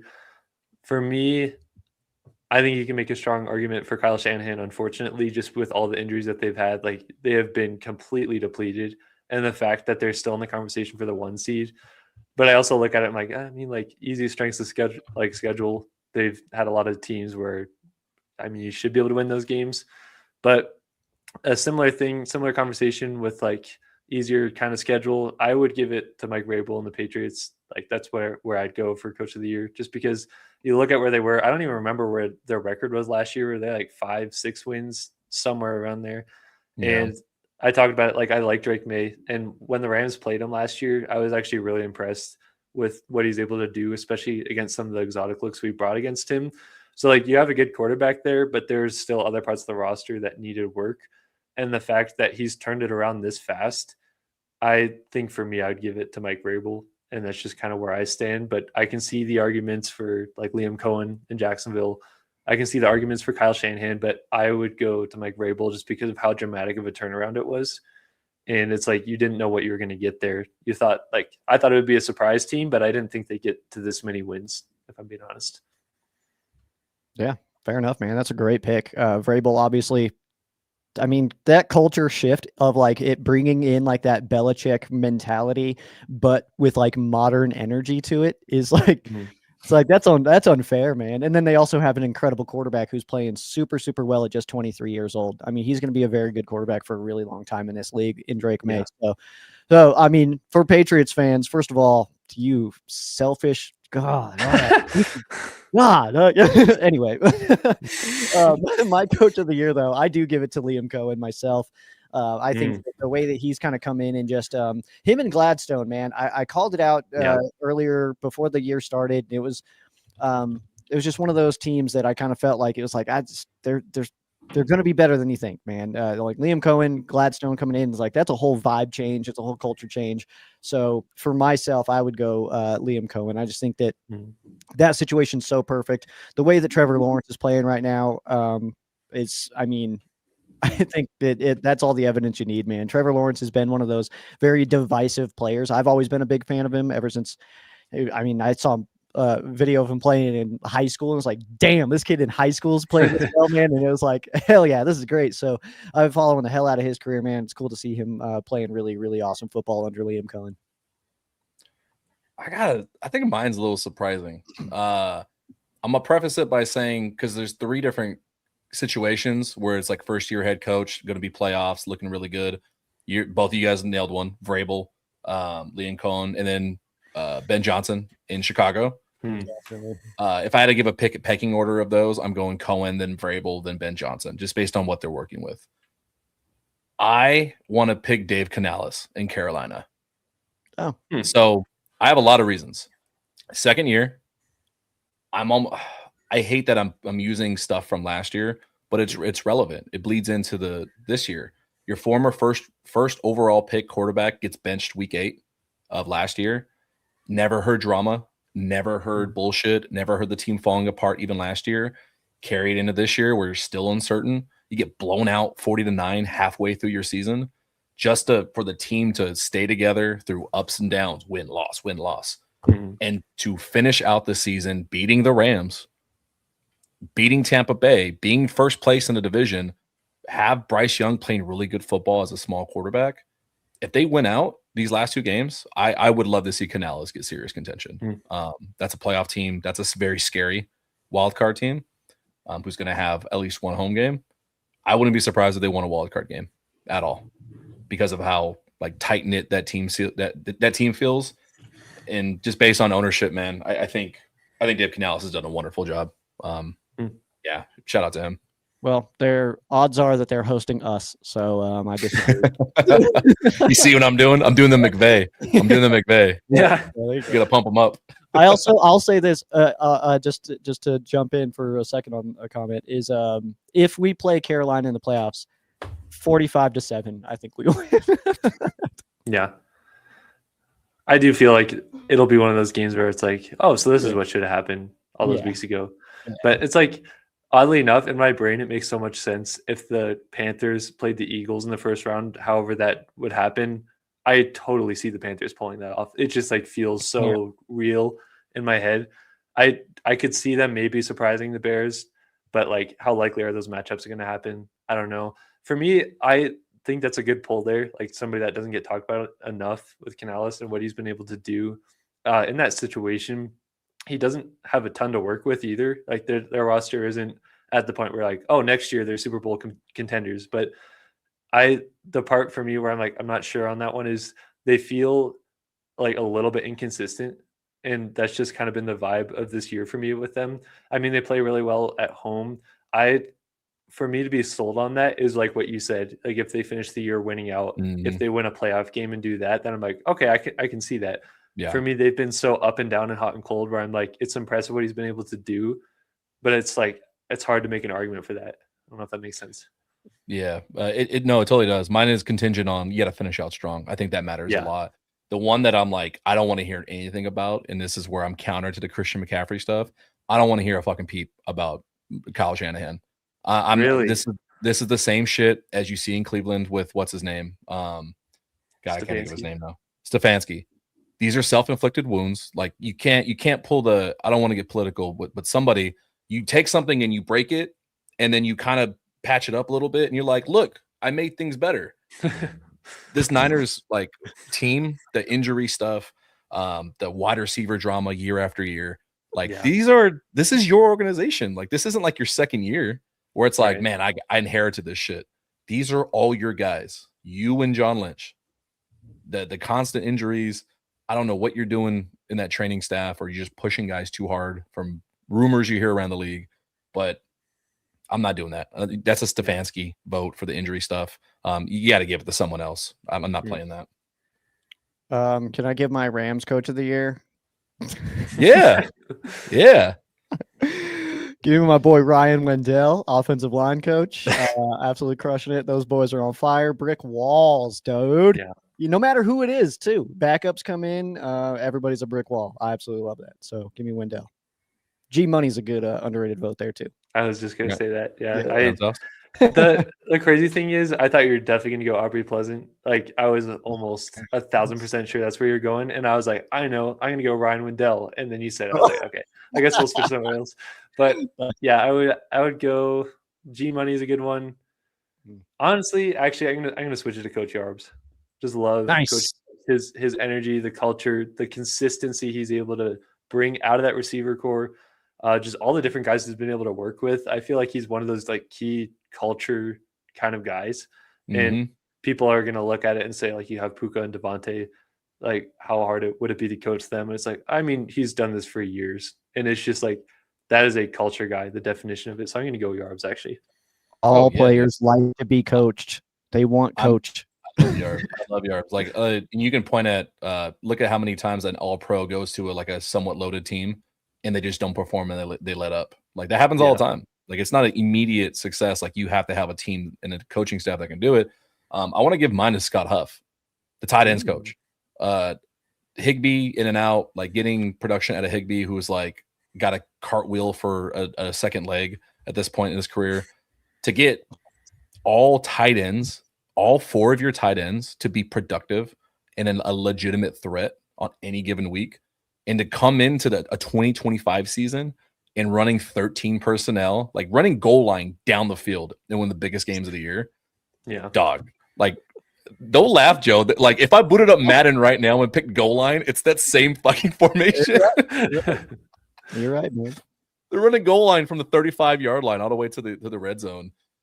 That's, I mean, they're dogs. They're always ready. Yeah. Like, really impressive. So I take Scott Huff. Nice. Those are a good pick. I like it. Yeah. I felt like glad you shout out Wendy though. You.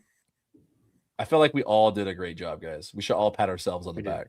Gold star for us. Well done, guys. Well done, everybody. Yes. Next one. Let's start Rams this time. Rams breakout player. Since that'll be a little bit easier to pick. Do you have anyone, Joe, that like not even like superstar, but just maybe starting, playing better, doing good things? Yeah, for my breakout player, I'll just go with Emmanuel Forbes Jr.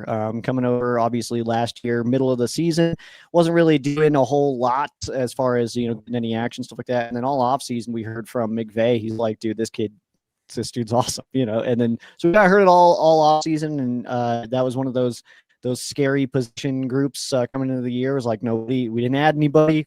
We just came in with our same dudes. Everybody's nervous about it. And then Forbes is, he's way up there on best corners of the year, and not like top three, anything like that. But he's shown up in a way that I think was very unexpected for at least myself. Sustainable to see somebody be able to take on most teams' number one and hold his own. I mean, I'll take it. So give me Emmanuel Forbes Jr.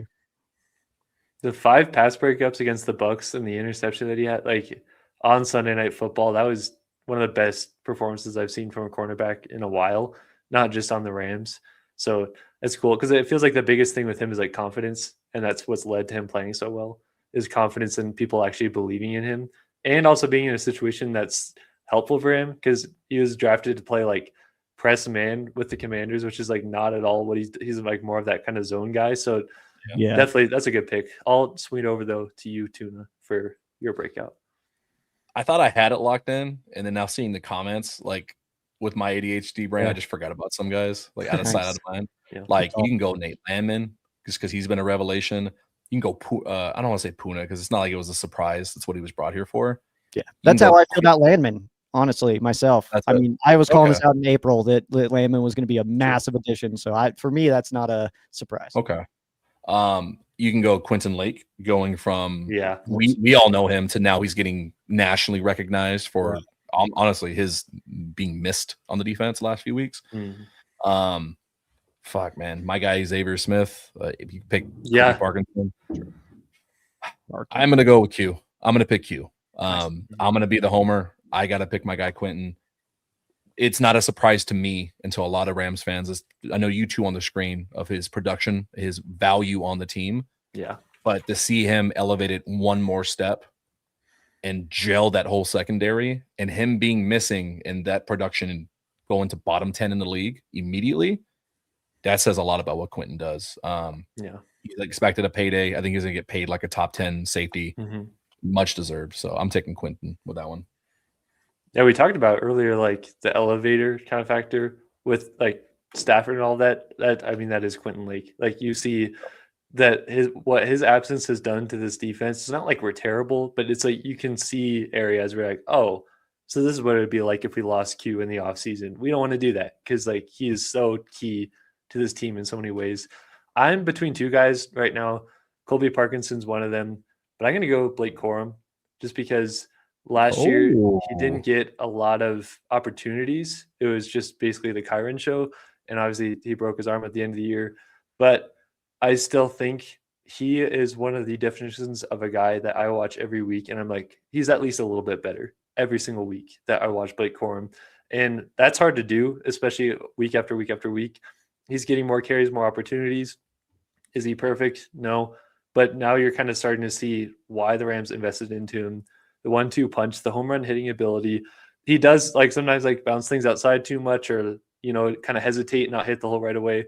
That's stuff you can work on. But the place that he's at now compared to where he was last season and how Rams fans view him now compared to last season, I feel like it's night and day. So I'm going to go Blake Corum. It's a good pick. Thanks. No, I wasn't napping Muad'Dib. I had a very important text that I had to answer. God damn it. I listened to everything he said. And yes, I agree. Blake Corum has been a revelation because you think of who would be behind Kyron. Like Kyron would be sitting here at like 300 touches. We're worried about his durability for the postseason and who's behind him. Jarquez Hunter, who may not know all the pass protection schemes down pat yet, or Ronnie Rivers. Like, love Ronnie, but he's just not there yet. So, yeah. And it keeps Kyron fresh for down the stretch, but even I think it opens him up, Kyron, to longer runs that he wouldn't previously have because he has more of that endurance. He's able to stay fresher. And good snipe there. Even against Seattle, when Kyron had that, like, it was the first Seattle game, he had that 45-yard run. I don't know if Kyron Williams gets that kind of run without Blake Corum, like, taking some of those snaps away. And I mean, MJD talks about it all the time. It's like, it's the competition thing. Like you want your guy in the same room of like Blake and Kyron. You want your guy to do well, but you also, when you go back out there, you're like, okay, like I got to at least match this. I feel like it's just been such a good ad. I would also throw in like just an honorable mention for Warren McClendon, like him at right tackle. That is a massive breakout player because last year he was good, but I feel like he had a lot of those ugly moments where you're like, he's not ready. And they did play him on the left side at times, which isn't his strength, but he's another guy that I'm like, I feel like just nobody talks about him. And he's doing so well filling in for Big Rob to where like sometimes I forget he's in the game. He's playing that well. Like you're not hearing his name called. He's just doing his job. So that's exactly it with Warren McClendon, man, is that he's come in and it's not a noticeable issue at right tackle going from Rob Havenstein to Warren McClendon. So that's my biggest thing on the offensive line is when we lose somebody, is it obvious, and it's not when McClendon's the one playing. So it's kind of made me feel better. The aging Rob, who is not necessarily at retirement age or anything like that. I think he's 33, something like that. He's just around my age. For an offensive lineman, that's not insane. So, I mean, he still can play for a good 5-6 if he wants to, but it does at least make me feel like good about the fact that if he does decide to call it, like, hey, at least we're good on our side, that we've got somebody who can come in and we feel okay that he's going to be able to fill that gap. The thing that we would be losing mainly is that leader, just because he's that captain veteran that's been around for a billion years, played 4,000 football games. So, that kind of experience is invaluable to have in the room when you're going through tape and stuff like that. He can be like, oh yeah, in 2013 this happened, like all that stuff. Like the experience is crazy, so that's huge. But again, the skill set of Warren McClendon, he's playing absolutely phenomenal ball, and yeah, I'm a big fan of McClendon, man. That's kind of my guy. I like that guy. Yeah. Now, all great picks, like always, because we're just so good at this. Born for this. NFL breakout player, non-Rams player. I'm going to start because I don't want you guys to steal mine. Oh. Give me Javonte Williams, Dallas Cowboys. That's good. Very steady. I had to go look at his stat again. Where's he at? He's 6th in the rushing yards category. He's got 1,200 yards, 4.8 yards per carry, 11 touchdowns. That was the surprising one for me, and he's only lost 1 fumble. He's played 16 games this season. Very steady. Very surprising because when I watched them scrimmage against the Rams here in training camp, I was like, dude, they're not going to have any rushing. Like, they look bad. Yeah. So to have someone break out, they've been a very good offense. So it's been impressive watching Javonte Williams. Rams house, I'll let you go. I feel like I feel okay that I'll be still good with my pick, and we won't talk about anything. I was gonna say, like, I'll just get the obvious one out of the way, like JSN. Just incredible. Oh no, I thought that was the obvious pick for breakout player. Yeah, I mean, I'll keep it at JSN. It's incredible what he's been able to do this year, especially like a lot of people were questioning what the Seahawks were doing, getting rid of DK Metcalf and Tyler Lockett and that whole kind of core. And now you're kind of seeing like, oh, this is why you have JSN, who's exploded onto the scene. He's been good, and he hasn't had a ton of opportunities. He kind of came onto the scene last year, but we needed to see like, okay, can he do it now for a full season? And he has been able to. So I give it to JSN. Good call. Yeah, that's where I was going to go. I like his story of him just deciding to be good. Like, that was hilarious. What is this? That's all. What? Teaming up on me? Are you taking his side now? What are we doing here? I am going with somebody else. Okay, I had a backup plan. Okay, I'm prepared. No. Keep yours. That's fine. No, it's fine. No, it's fine, Tuna. I'll go somebody else. Okay. My vote is going to tight end Kyle Pitts from the Atlanta Falcons. Somebody will play against this upcoming Monday. He has 1,000 his rookie season and stuff like that, but it just feels like this year he is kind of starting to really truly wiggle into his own play style. So I'm gonna go Kyle Pitts. Tuna disagrees. You activated Winter Soldier. I had almost forgotten about it. All right, walk with me here. Walk with me here. The TFL, the Tuna Football League. This is the second year that we've done it. Haven't really marketed it too much. Had a select few people in there. We've got Drew Nakua's in there, Corn Doggy's in there. We had Rampage help us draw the picks, the pick order this year. It's a big deal for us. Okay. I was in the Final Four, and I've been running 12 personnel all year because it's a 14-man league. Rosters are sparse. I was playing Tyler Warren at tight end and Kyle Pitts at flex majority of the year. Wow. Okay. I was in my bag with like McVay. Semifinals, overthought it. I took Kyle Pitts out. You know what Kyle Pitts did that week? What are you doing?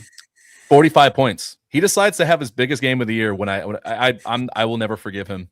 I will never forgive Kyle Pitts for what this is you. No, you will never forgive you, man. Because we game planned and he had a shitty week at practice with me and he was talking back. So I had to sit him. So this is his fault. Just because he's a gamer. I cannot believe the Jeff Fisher energy coming out of you right now. Like, if only we just had a game plan. If only they executed well. No, I'm pulling a Mike Singletary energy out of here, man. You need to bring in that Sean McVay energy of like, I need to do a better job, put my guys in position. You benched him. He didn't bench him. You benched him. I'm not being accountable. I'm pulling a Mike Singletary. Cannot play with him. Cannot win with him. Classic. Back to our regular scheduled. I can't believe how quick you are to just throw somebody else under the bus at your own mistake. I'm sorry that I cut off your portion. You can maybe I'm your biggest disappointment of the year. Yeah. Wow. My biggest disappointment is the fact that you can't take accountability. What is this? No, that was a meme moment for me where like the guy's just pointing in the mirror like at himself. That was that was me. Yeah, Sorry but Eric please finish, Joe. Eric Sorry. Andre back, it's benching Kyle Pitts, and he turns around and he's like, "How could you do this to me, Kyle?"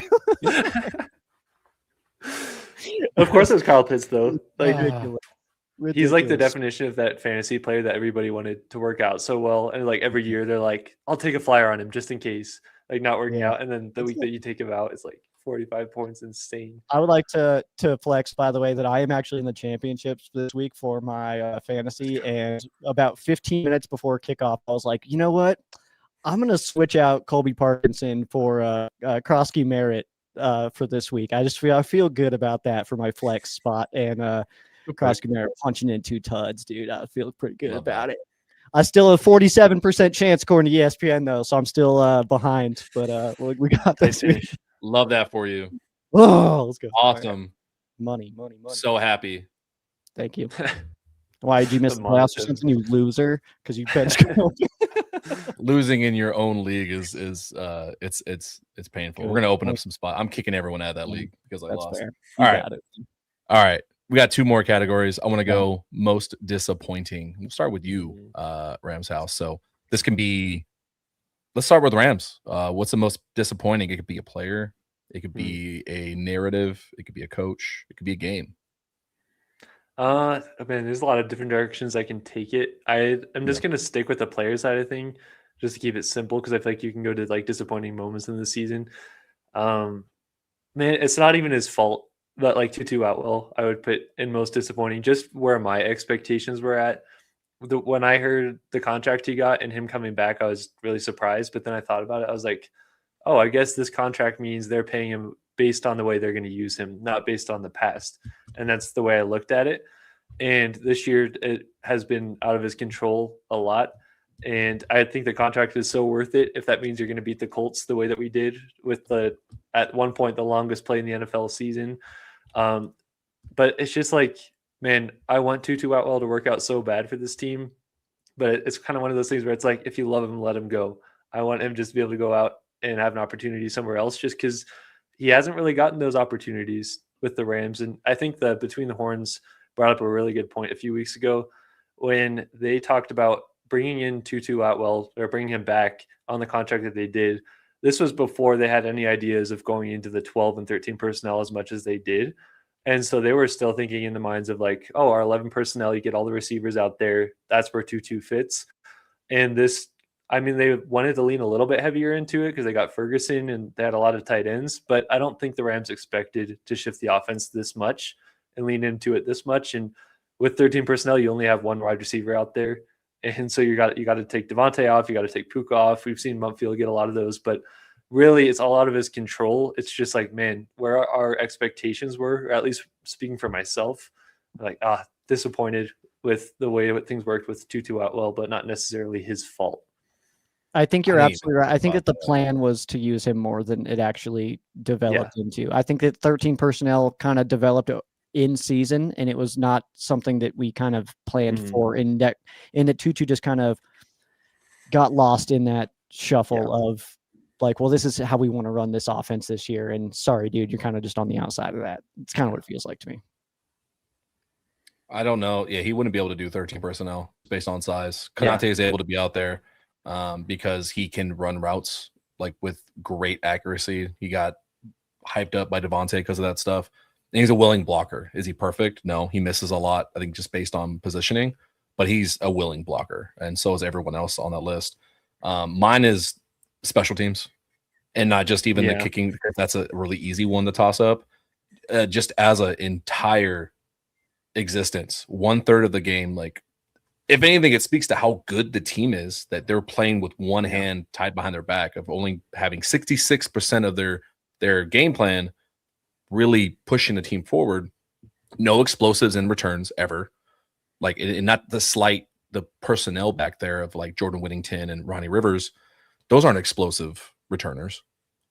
Punt return never has anything, like, despite the one against the Niners last year and now one against Seattle.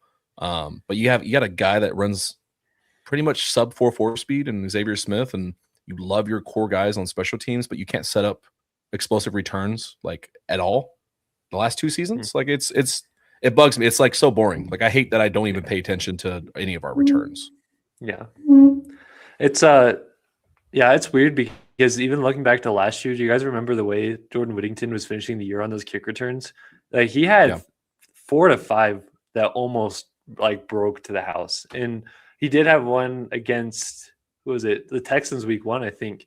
He had a crazy return down to like the 20-yard line, and then it was a holding. And I think it was Troy Reader, unfortunately, but it was a holding call.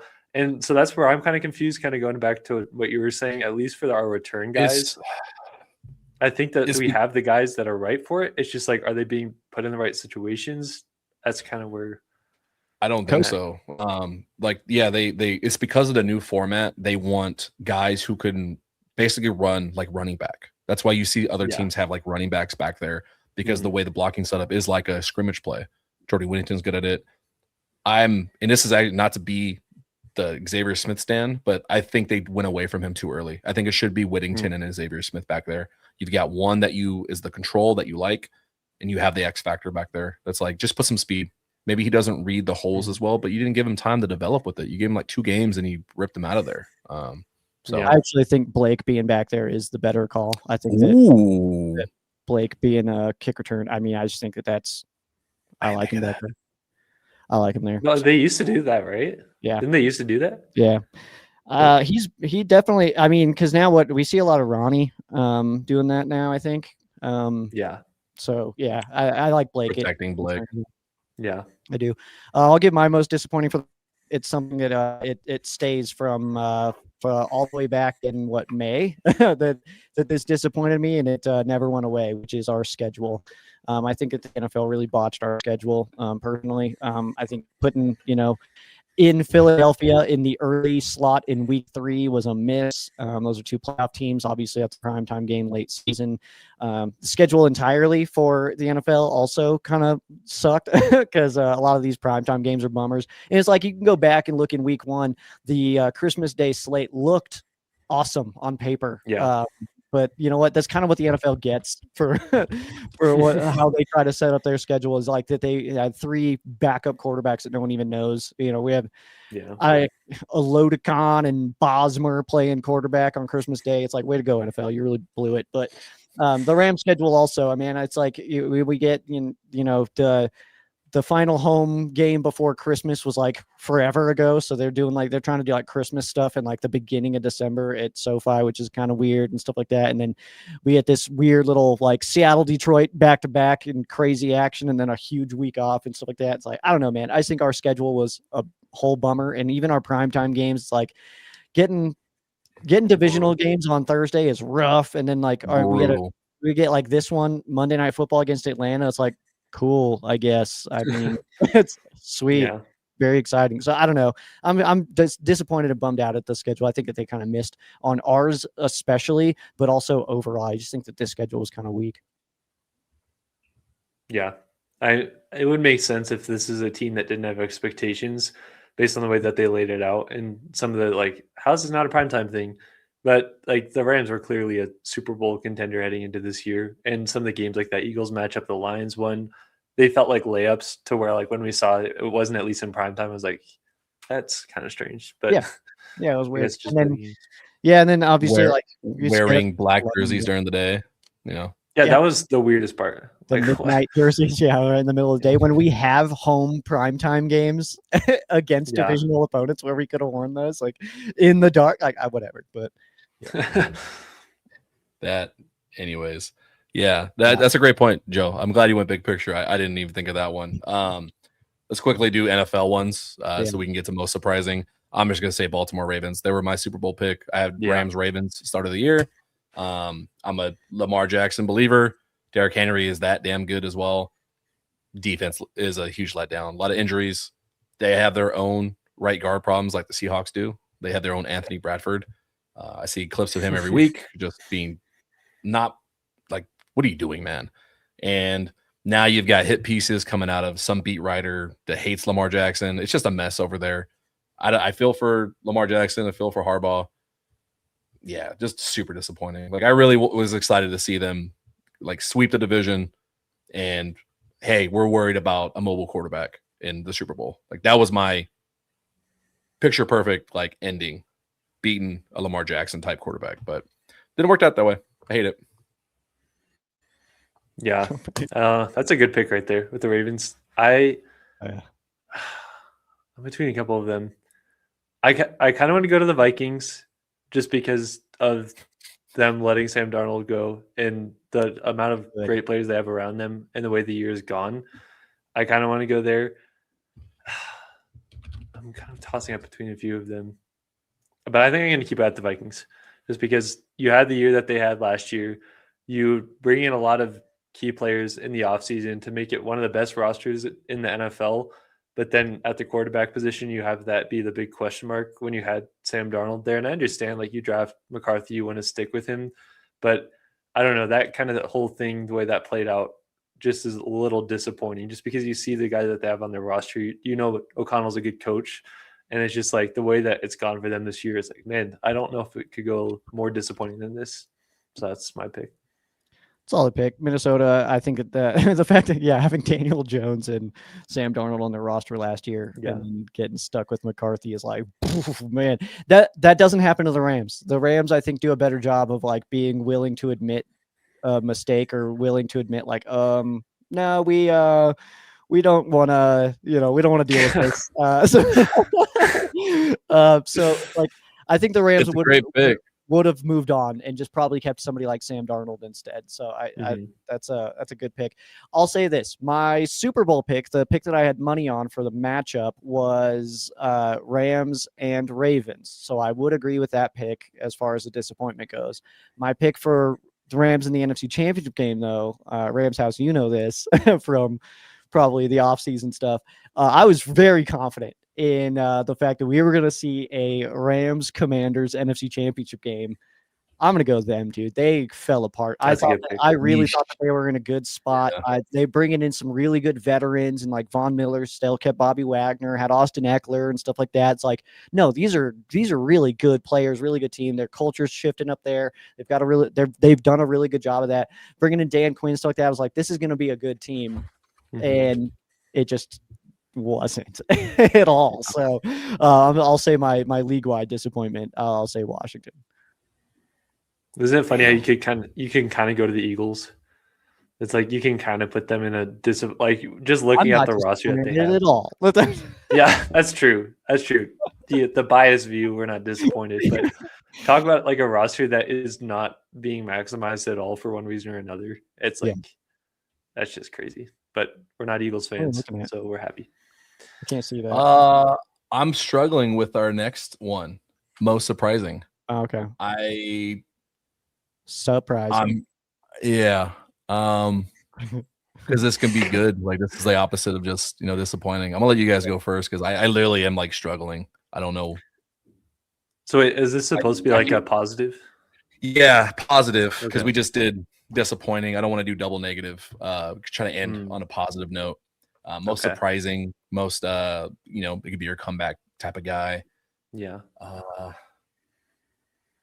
On the Rams, I'll just say it. Matthew Stafford. That's like great. I know you put money on him, the $3 for him to win MVP, but I thought they would be a bigger. I thought this would be a ground and pound team this year. I remember preseason, I'm talking about it's going to be a lot of just running the hell out of the ball. I thought both Kyron and Corum would have like 1,000 yards, way over it. And Stafford had like 3,500. I did not expect, hey, he's threatening 45 touchdowns this season after 17 games. So that's my Rams surprise. All right, I'm going to give mine. I'm going to jump in here so that Rams House doesn't steal it. Give me all offseason, all based on last year, coming in through the playoffs, all offseason going into this year. Everybody's talking about this crazy maniac on the defensive side of the football, Jared Verse. But my dude, BY over here, man, he was like, hold on a second. I'm also a quarterback killer. So give me BY, man. All the attention was on verse V8 the whole offseason. I'm like, man, this guy's going to be defensive player of the year. He's doing all this crazy stuff. And BY is sitting there quietly like, no, I can rush the hell out of a pass or two, man. So why don't you go ahead and keep that all quiet? Yeah, verse is awesome. Verse is an absolute maniac. But Byron Young, man, I think that we kind of all forgot that he was also quite the player, man. So give me BY. That's a good pick. I could go a couple different ways. I kind of just want to go back to the tight ends again, just how much they've been involved in this offense. I thought that they were keeping all the tight ends on the roster so that they can adapt to any kind of team that they play, whether they play one that it would be more like better or favorable to go into heavy personnel or stick in 11. I didn't think that they lean into it this hard. And I would say I'm most surprised by the way Colby Parkinson's played, because he was a guy for me that I was like at the end of last year, I wouldn't be mad if they cut him, or if they traded this guy away, I wouldn't be disappointed. And obviously he was coming off kind of a bad performance there against the Seahawks, which is frustrating. But you look at what he's done this year, it's like this guy's taken so many steps to where I didn't even think after what we saw last year that it would get to this point. But it's a good surprise. I'll take it. It's a good answer, actually. Yeah, because I was in that too. I was actually predicting that Colby Parkinson was going to be part of a trade somehow, and that we were going to just move off of him. It's like, because we have all these tight ends, man. Higbee's coming back healthy. It was that kind of situation, but they use them all. And Colby Parkinson, bigger than you expect. Every time I see him like standing next to certain people, I'm like, God dang! Like there's every once in a while, I'm like, man, he's huge. Like that's crazy. Yeah. Just every once in a while, I just remember that he's a massive human being. But yeah, tight ends as a whole is a good pick there for most surprising. Tuna, do you have one for NFL overall? I do. I gotta, you know what? I'll give you my backup one. Because he couldn't finish out the season. So you're just gonna steal two of them before we can pick. No, you guys aren't picking this one. Cam Scatterbo. Okay. That was not surprising to me, but I think around the league, you took him by storm for a few weeks before he had that brutal leg injury. He's a former Sac State guy. Go Hornets. I was hoping he'd be very good, and he looked phenomenal, and it surprised a lot of people. I hope he has a long career. I hope he comes back well. My actual surprise one. I'm gonna go Chiefs. I didn't think this level of collapse would happen. I expected a moderately okay year. It's look what happened to the Rams in 22. Like, dude, going to a Super Bowl takes a lot out of you. No jokes about it, no puns intended. Like, it literally sucks the life out of you going through that. And he did it 3 years in a row. But then this fall off. Chris Jones seems like he's checked out. Travis Kelce he's going to retire. And then Patrick Mahomes injury. And now they're going to leave Kansas City. Dude, this level of tanking all your franchise momentum, it's been the most surprising thing to me this season for the Chiefs. We said positive, dude. Holy moly. Oh, shit. I forgot already. Oh. You just gave us another disappointing. Yeah, you're right. Oh my God. Most surprising. That was your backup for the previous ones. Let's go with something positive, dude. Because what the heck, man? Jeez, trying to bring us down over here, man. All right. I mean, in fairness, he did say Scatterboo. That's a good. My most surprising. I'm gonna give Caleb Williams. He's not been you can't look at the numbers and be like, oh, hey, he hasn't been good. Based on what they're doing first year, you stack the wins, you do enough to win. He's playing well in the system. He's been progressing with the Ben Johnson system. Very happy for him. I think Caleb has been a surprise. I know some people aren't because he's a first round pick, but he looked bad last year and he looks pretty damn good this year. So I like it. Good call. Rams House, you got a positive one? I'll do my best here. Yeah. I would say this one's technically not fair just because of the way the season's been ending for them, but I was most surprised by the Colts and how good they were looking with Daniel Jones. And what was it, the first 4 weeks of the season they hadn't punted, or before they played us, they'd punted once or something. And I know that the season has gone off the rails since then, but that definitely proved me wrong. I was Daniel Jones could fit well in this offense as a veteran, whatever. But they were looking one of the best teams in football. So I would definitely pick the Colts there as like most surprising for me. Joe, you could stack on top of that. There's a most surprising I didn't even think about that to follow up on his. Old man Rivers, man. Oh yeah, that's fair. Yeah, that's a good call. But I'm just gonna go mine. It's like you're gonna stand there owning a fireworks stand and tell me the Rams are 11-4 and in third place of our division. Are you kidding me right now, man? Come on, man. This division is crazy, man. And pinnacle of iron sharpens iron, man. I wouldn't have it any other way. Let's be honest here. Like, obviously, I would love to be in that number one seed at the top of the division here, but I absolutely love that. I think it's cool as hell to see us get to play against these teams 2 times. We got to split with both of those teams that are sitting in that situation. So obviously, it can go either way. We've seen it happen with both of them. I'm sure we get at least one more with you know what? Maybe both of them. I don't think that's impossible that we see both those teams for a third time on our trip to Santa Clara ourselves. So that's what I'll say is my most surprising is just like this division is crazy right now, man. And I mean, to be 11-4 in our situation, feeling like one of the best teams in the entire league, but being third place in our division, crazy. That's crazy, man. At the 6th seed right now too, right? Yeah. Like going from the 1 to the 6th seed is crazy. We're playing. There's 4 teams fighting for the number 1 seed in the NFC right now. There's 2 games left, man. That's crazy. I love it. And then 3 in one division fighting for the number 1 seed with 2 games to play, and the other 2 play each other for week 18, which I think probably gets slipped into the Sunday night football game, football slot, depending on how this weekend goes, obviously. But man, I love that. I think it's awesome, man, because football in its most basic essence is just entertainment, and I want to be entertained, and it is doing just that. So I'll take it. Yeah. Entertaining and stressful. It's fun.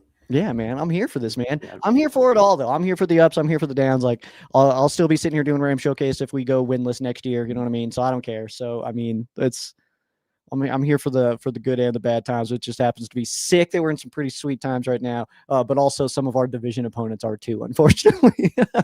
Everybody can win, man. It's crazy. Yeah, I'm trying to see. I'm playing with the whatchamacallit, the outcomes right now. Yeah. I'm trying to think. I don't know if there's there's a chance the Rams could win out and still be the 6th or 5th seed. Yeah. I don't think 7th seed, though. I think the lowest at this point might be 6th seed. From the limited I've played with it, I'm sure someone's got the numbers for it. But if Chicago and Seattle both win this weekend, and then San Fran wins the over Seattle the following week, it doesn't matter what we do. We can't get up there. If that's how it plays out, then it doesn't matter what we do. We can win out or go winless. It doesn't matter. There's variations of like you can be 2nd seed. There's like 1st, 2nd. I think 5th or 6th. I think those are the 4 options. Because that's winning the division. And if San Fran, wait, hold on. We're just gonna pull it up. Hold on. Before I just go it's a mess. It's a fucking mess. That's the truth. Let's see. Because I think you're right about that though. Because looking at like if you bring up the playoff machine and you like do all the teams, you change one NFC important game, and like 4 teams change on the playoff chart. It's insane right now. There's no way easy to explain it. Let me see here. Let me pull this up. Okay. You got a playoff machine? Oh, here we go. Yeah. So it's going too fast. Okay. So this is the current playoff picture right now. Obviously, you see the Rams here down in the West section.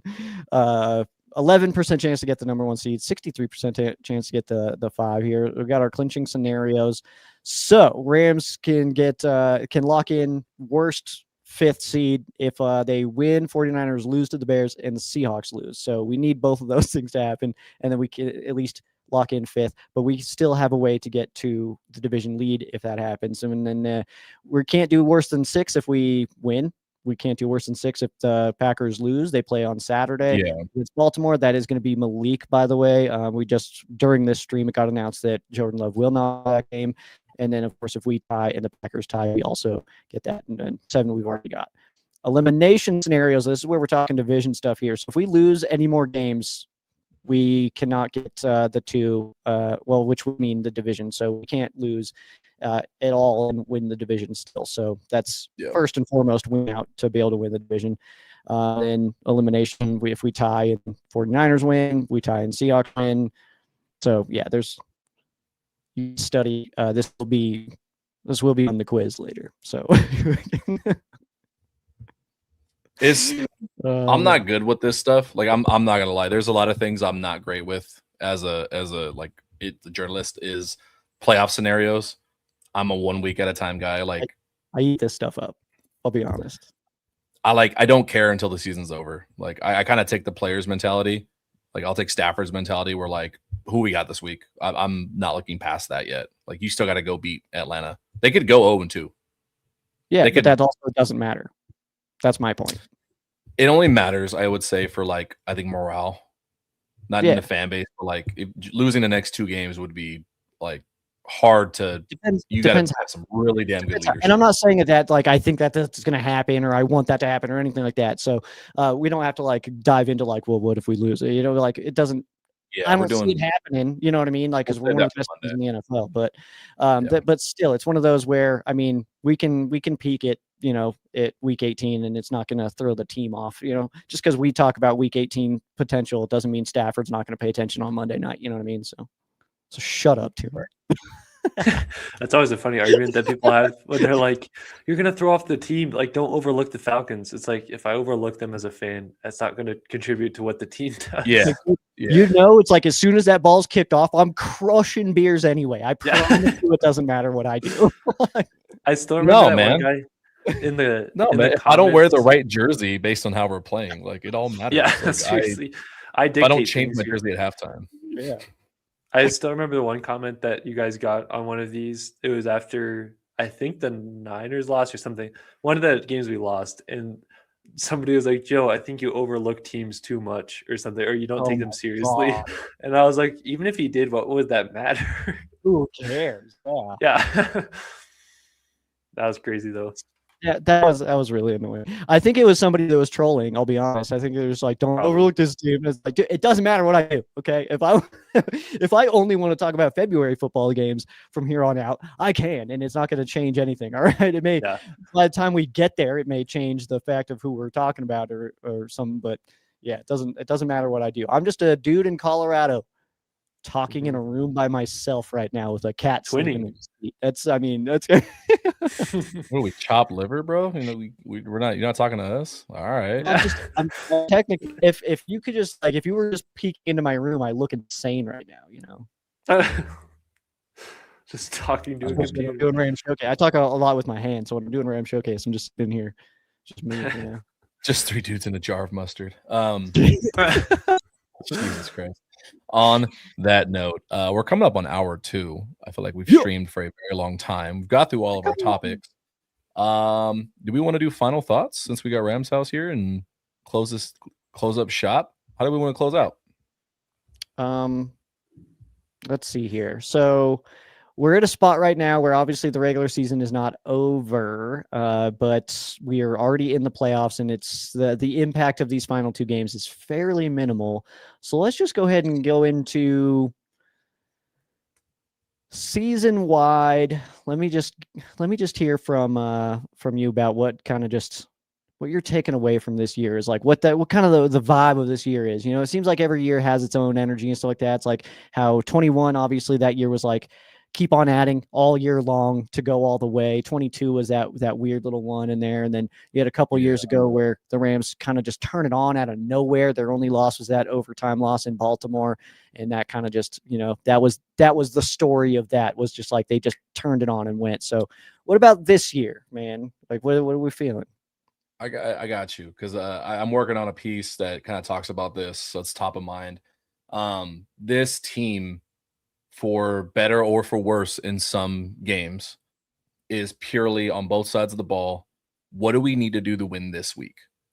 That is the personality of this team because of the leadership starting from top down. We talk a lot about Stafford, but it starts with him, because for it's funny because his nickname is what? Stat Padford, from people who don't watch him. He's one of the quarterbacks who legitimately does not give a fuck about stats. He could throw the ball 5 times a game, but if the team's winning, if he's vibing with his boys, he gets to be outside of the house from his 4 kids from 9 to 5. He's happy. Like he's a working stiff dad in the NFL. That is his vibe, and it goes through with the team. Nobody cares about stats, at least projecting wise. Like for contracts, obviously everyone cares, but comparatively to the other teams, like it's literally just okay. We've got Atlanta in front of us. What do we need to do to win? We don't care if it's 13 personnel down the field. We don't care if we're just going to air it out and throw for 450, or are we just going to run the damn ball out of 11 personnel? Same on defense. Are we going to play cover 4? Are we going to blitz the hell out of this young guy? What are we going to do? What do we need for this week? It's not a hey, we've got this one game plan and we're going to apply it as a blanket to everyone. It may appear that way because of how good the offense has been, but I think they've been so good that people have overlooked that. It's what do you got to do to win this week? Adjust, adapt. Puka goes out. All right, bring in tight ends. Cool, we're run with that. And they've done really well with it. Same for the secondary. It's been tight. Some people have been really rough on them, but this is what they came in with. They've got 11 wins with the secondary. They've had really, really good weeks because they change up the game plan from week to week. I think that's what I take away from it this season, and it's going to earn Stafford an MVP regardless, and I think it's really impressive. Heck yeah. Joe, what about you? I would say for myself, man, this team feels like the energy of this team this year just feels like even when it doesn't go well, it's like we're still putting ourselves in position to be in a good spot at the end. And sometimes it doesn't always work out. And that's kind of the takeaway that I'm getting from this year is just putting yourself in the spot to just, as long as by the time the game is ending, you're in it still, then you're still looking okay. You know what I mean? Like these aren't playoff games yet. It's okay if you lose them. Like it sucks. Yeah, obviously we want to win every game, but losing by 1 point to the current NFC number 1 seed on the road in weather, in overtime on a short week could be so much worse. Losing by 1 point in that game is one of those where it's like, I just feel like the energy of this team is like, hey, we're still awesome. Like losing to Carolina. Yeah, that sucked. But all of a sudden turns out Carolina's better than people think they are. So that loss is like, okay, well, yeah, it sucks, but hey, we're still awesome. Lose to Seattle. Hey, we're still awesome. It's cool, man. It's so everything that happens this year, it seems like there's an answer for it. Puka Nacua gets all this media hate and all of a sudden just goes off for 222. Rams lose to Carolina, beat the absolute butt cheeks off the Arizona Cardinals the following week. You know, it seems like this team, anytime anything you want to put them behind the 8 ball, they just hit a sick bank shot and overcome it, man. So that's what I love about this team right now. Going into the playoffs, that's perfect energy to have. If we can win just 6 straight from here on out, man, I feel really, really awesome about it, and I think it's very realistic. This is going to sound really funny, but based on the comparisons you're making and the way the Rams have played this year, it reminds me of like a beach ball. If you have a beach ball inflated and you're pushing it underwater, you're trying to push it down. If you let it go, it's always coming back up at the surface. It's always going to shoot back up. The harder you push it down, the harder it's going to come back up on the surface and come up to the top. And that's kind of what the Rams team feels like. It's like you can't drown them. And the harder you're pushing, it's just like the end result's going to be the same. They're still going to come out on the top. Harder there. So I love that. Yeah, exactly. So it kind of feels like that. But I think my description of this team, and you can say it's about the 21 team for sure, but it's just unselfish. It really feels like no matter it's the offense or defense, it feels like they don't care about the stats that are being put up as long as they're getting wins. That's what matters. I mean, you talk about Jared Verse.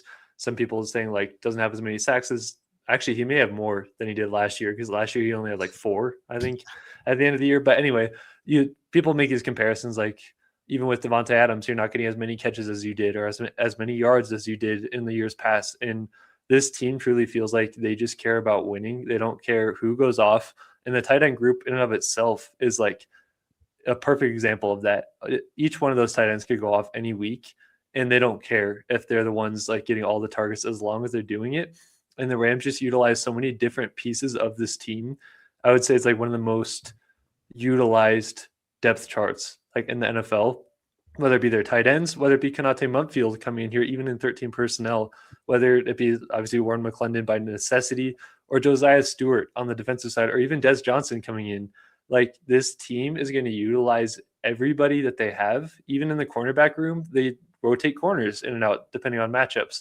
And the team has to be unselfish to be able to play that way. this is not supposed to be a shot at Cam Akers, but I don't think Cam Akers would be able to play for a team like this based on the way things kind of ended there. Selfish players just can't work on this kind of team because each week it's going to look different, and each week it's going to take a different group of guys going out there. But by the end of the season, when you look back, it's like, man, we used every single person on this roster that we could have for any kind of situation. And I think that's the cool thing about this team. I love that. That's a good one. That's a good one. Aw, we all feel great about this team. Who would have thought? Sorry. No, I just thought it was funny because I'm sure if there's like a non-Rams fan tuning in, I was like, were they saying anything bad? It's like, oh, brother. This guy stinks. We'll say a lot bad. I'm going to save that because I have a thought about the secondary that I'll share with you on Monday, Joe. It's in relation to the rest of the league. But yeah, I don't know about how you feel, Joe, but do you feel we covered everything? Do you feel this is a good spot to call it for the day? I think. Oh, I thought that was the intro. I thought we're just getting started. Oh fuck! I gotta go. I gotta go somewhere. I got stuff to do today. I gotta say, I love it. Joe Stajamas right here. He said, I was like, how long are you guys planning on being live? He said, an hour, which probably means 2 hours. And it's like 2 hours on the dot. I literally shout out Joe. I was like, we said an hour probably means 2. That's funny. I told people probably at least an hour. I thought maybe hour and a half. But no, I wish we could do more extended shows. But time constraints, like we can always push it maybe an extra 10 minutes going earlier. But with lives 9 to 5s, it's really hard to do. But appreciate all of you guys. Some of you have been here from the opening and been here for 2 hours hanging with us. Appreciate you guys. Appreciate you guys all season long that have like originally started me and Joe just like, hey, let's do a combo show to not be as bored or as boring on camera. And it turned into, hey, we're just going to do this 3 times a week because it's really fun. And everyone seems to like it. So Rams House, thank you for joining us on that fun. Of course. It was my pleasure. My honor to be able to join. If you have tuned into our morning shows, you know that we end the shows a certain way. Yeah. Fade off into the distance. Yeah, we fade off into the distance, which some people don't like because they're like, it cuts off mid-conversation. That's the point. I just want to explain real quick because the program that we use, you hit end and then it just decides how long it gives you until you're actually ending. So most people, if you watch a lot of these live streamed shows that go through this specific platform, they'll be like, hey, thanks for watching, guys. And they all just sit there like this. I'm guilty of this. And then it's the worst. I hate it. So we'll just let it cut us. If it was me doing that, I'm just gonna go on with my day. Like you're gonna watch me stand up and go to the bathroom. You're gonna watch me. I have no shame. That's your stomach and stuff. Yeah, but so whatever list is, we're gonna fade off here. How confident are you guys with McVay-isms? How what? I feel okay. I was gonna say we could do our favorite McVay-isms from the year. Let's do it.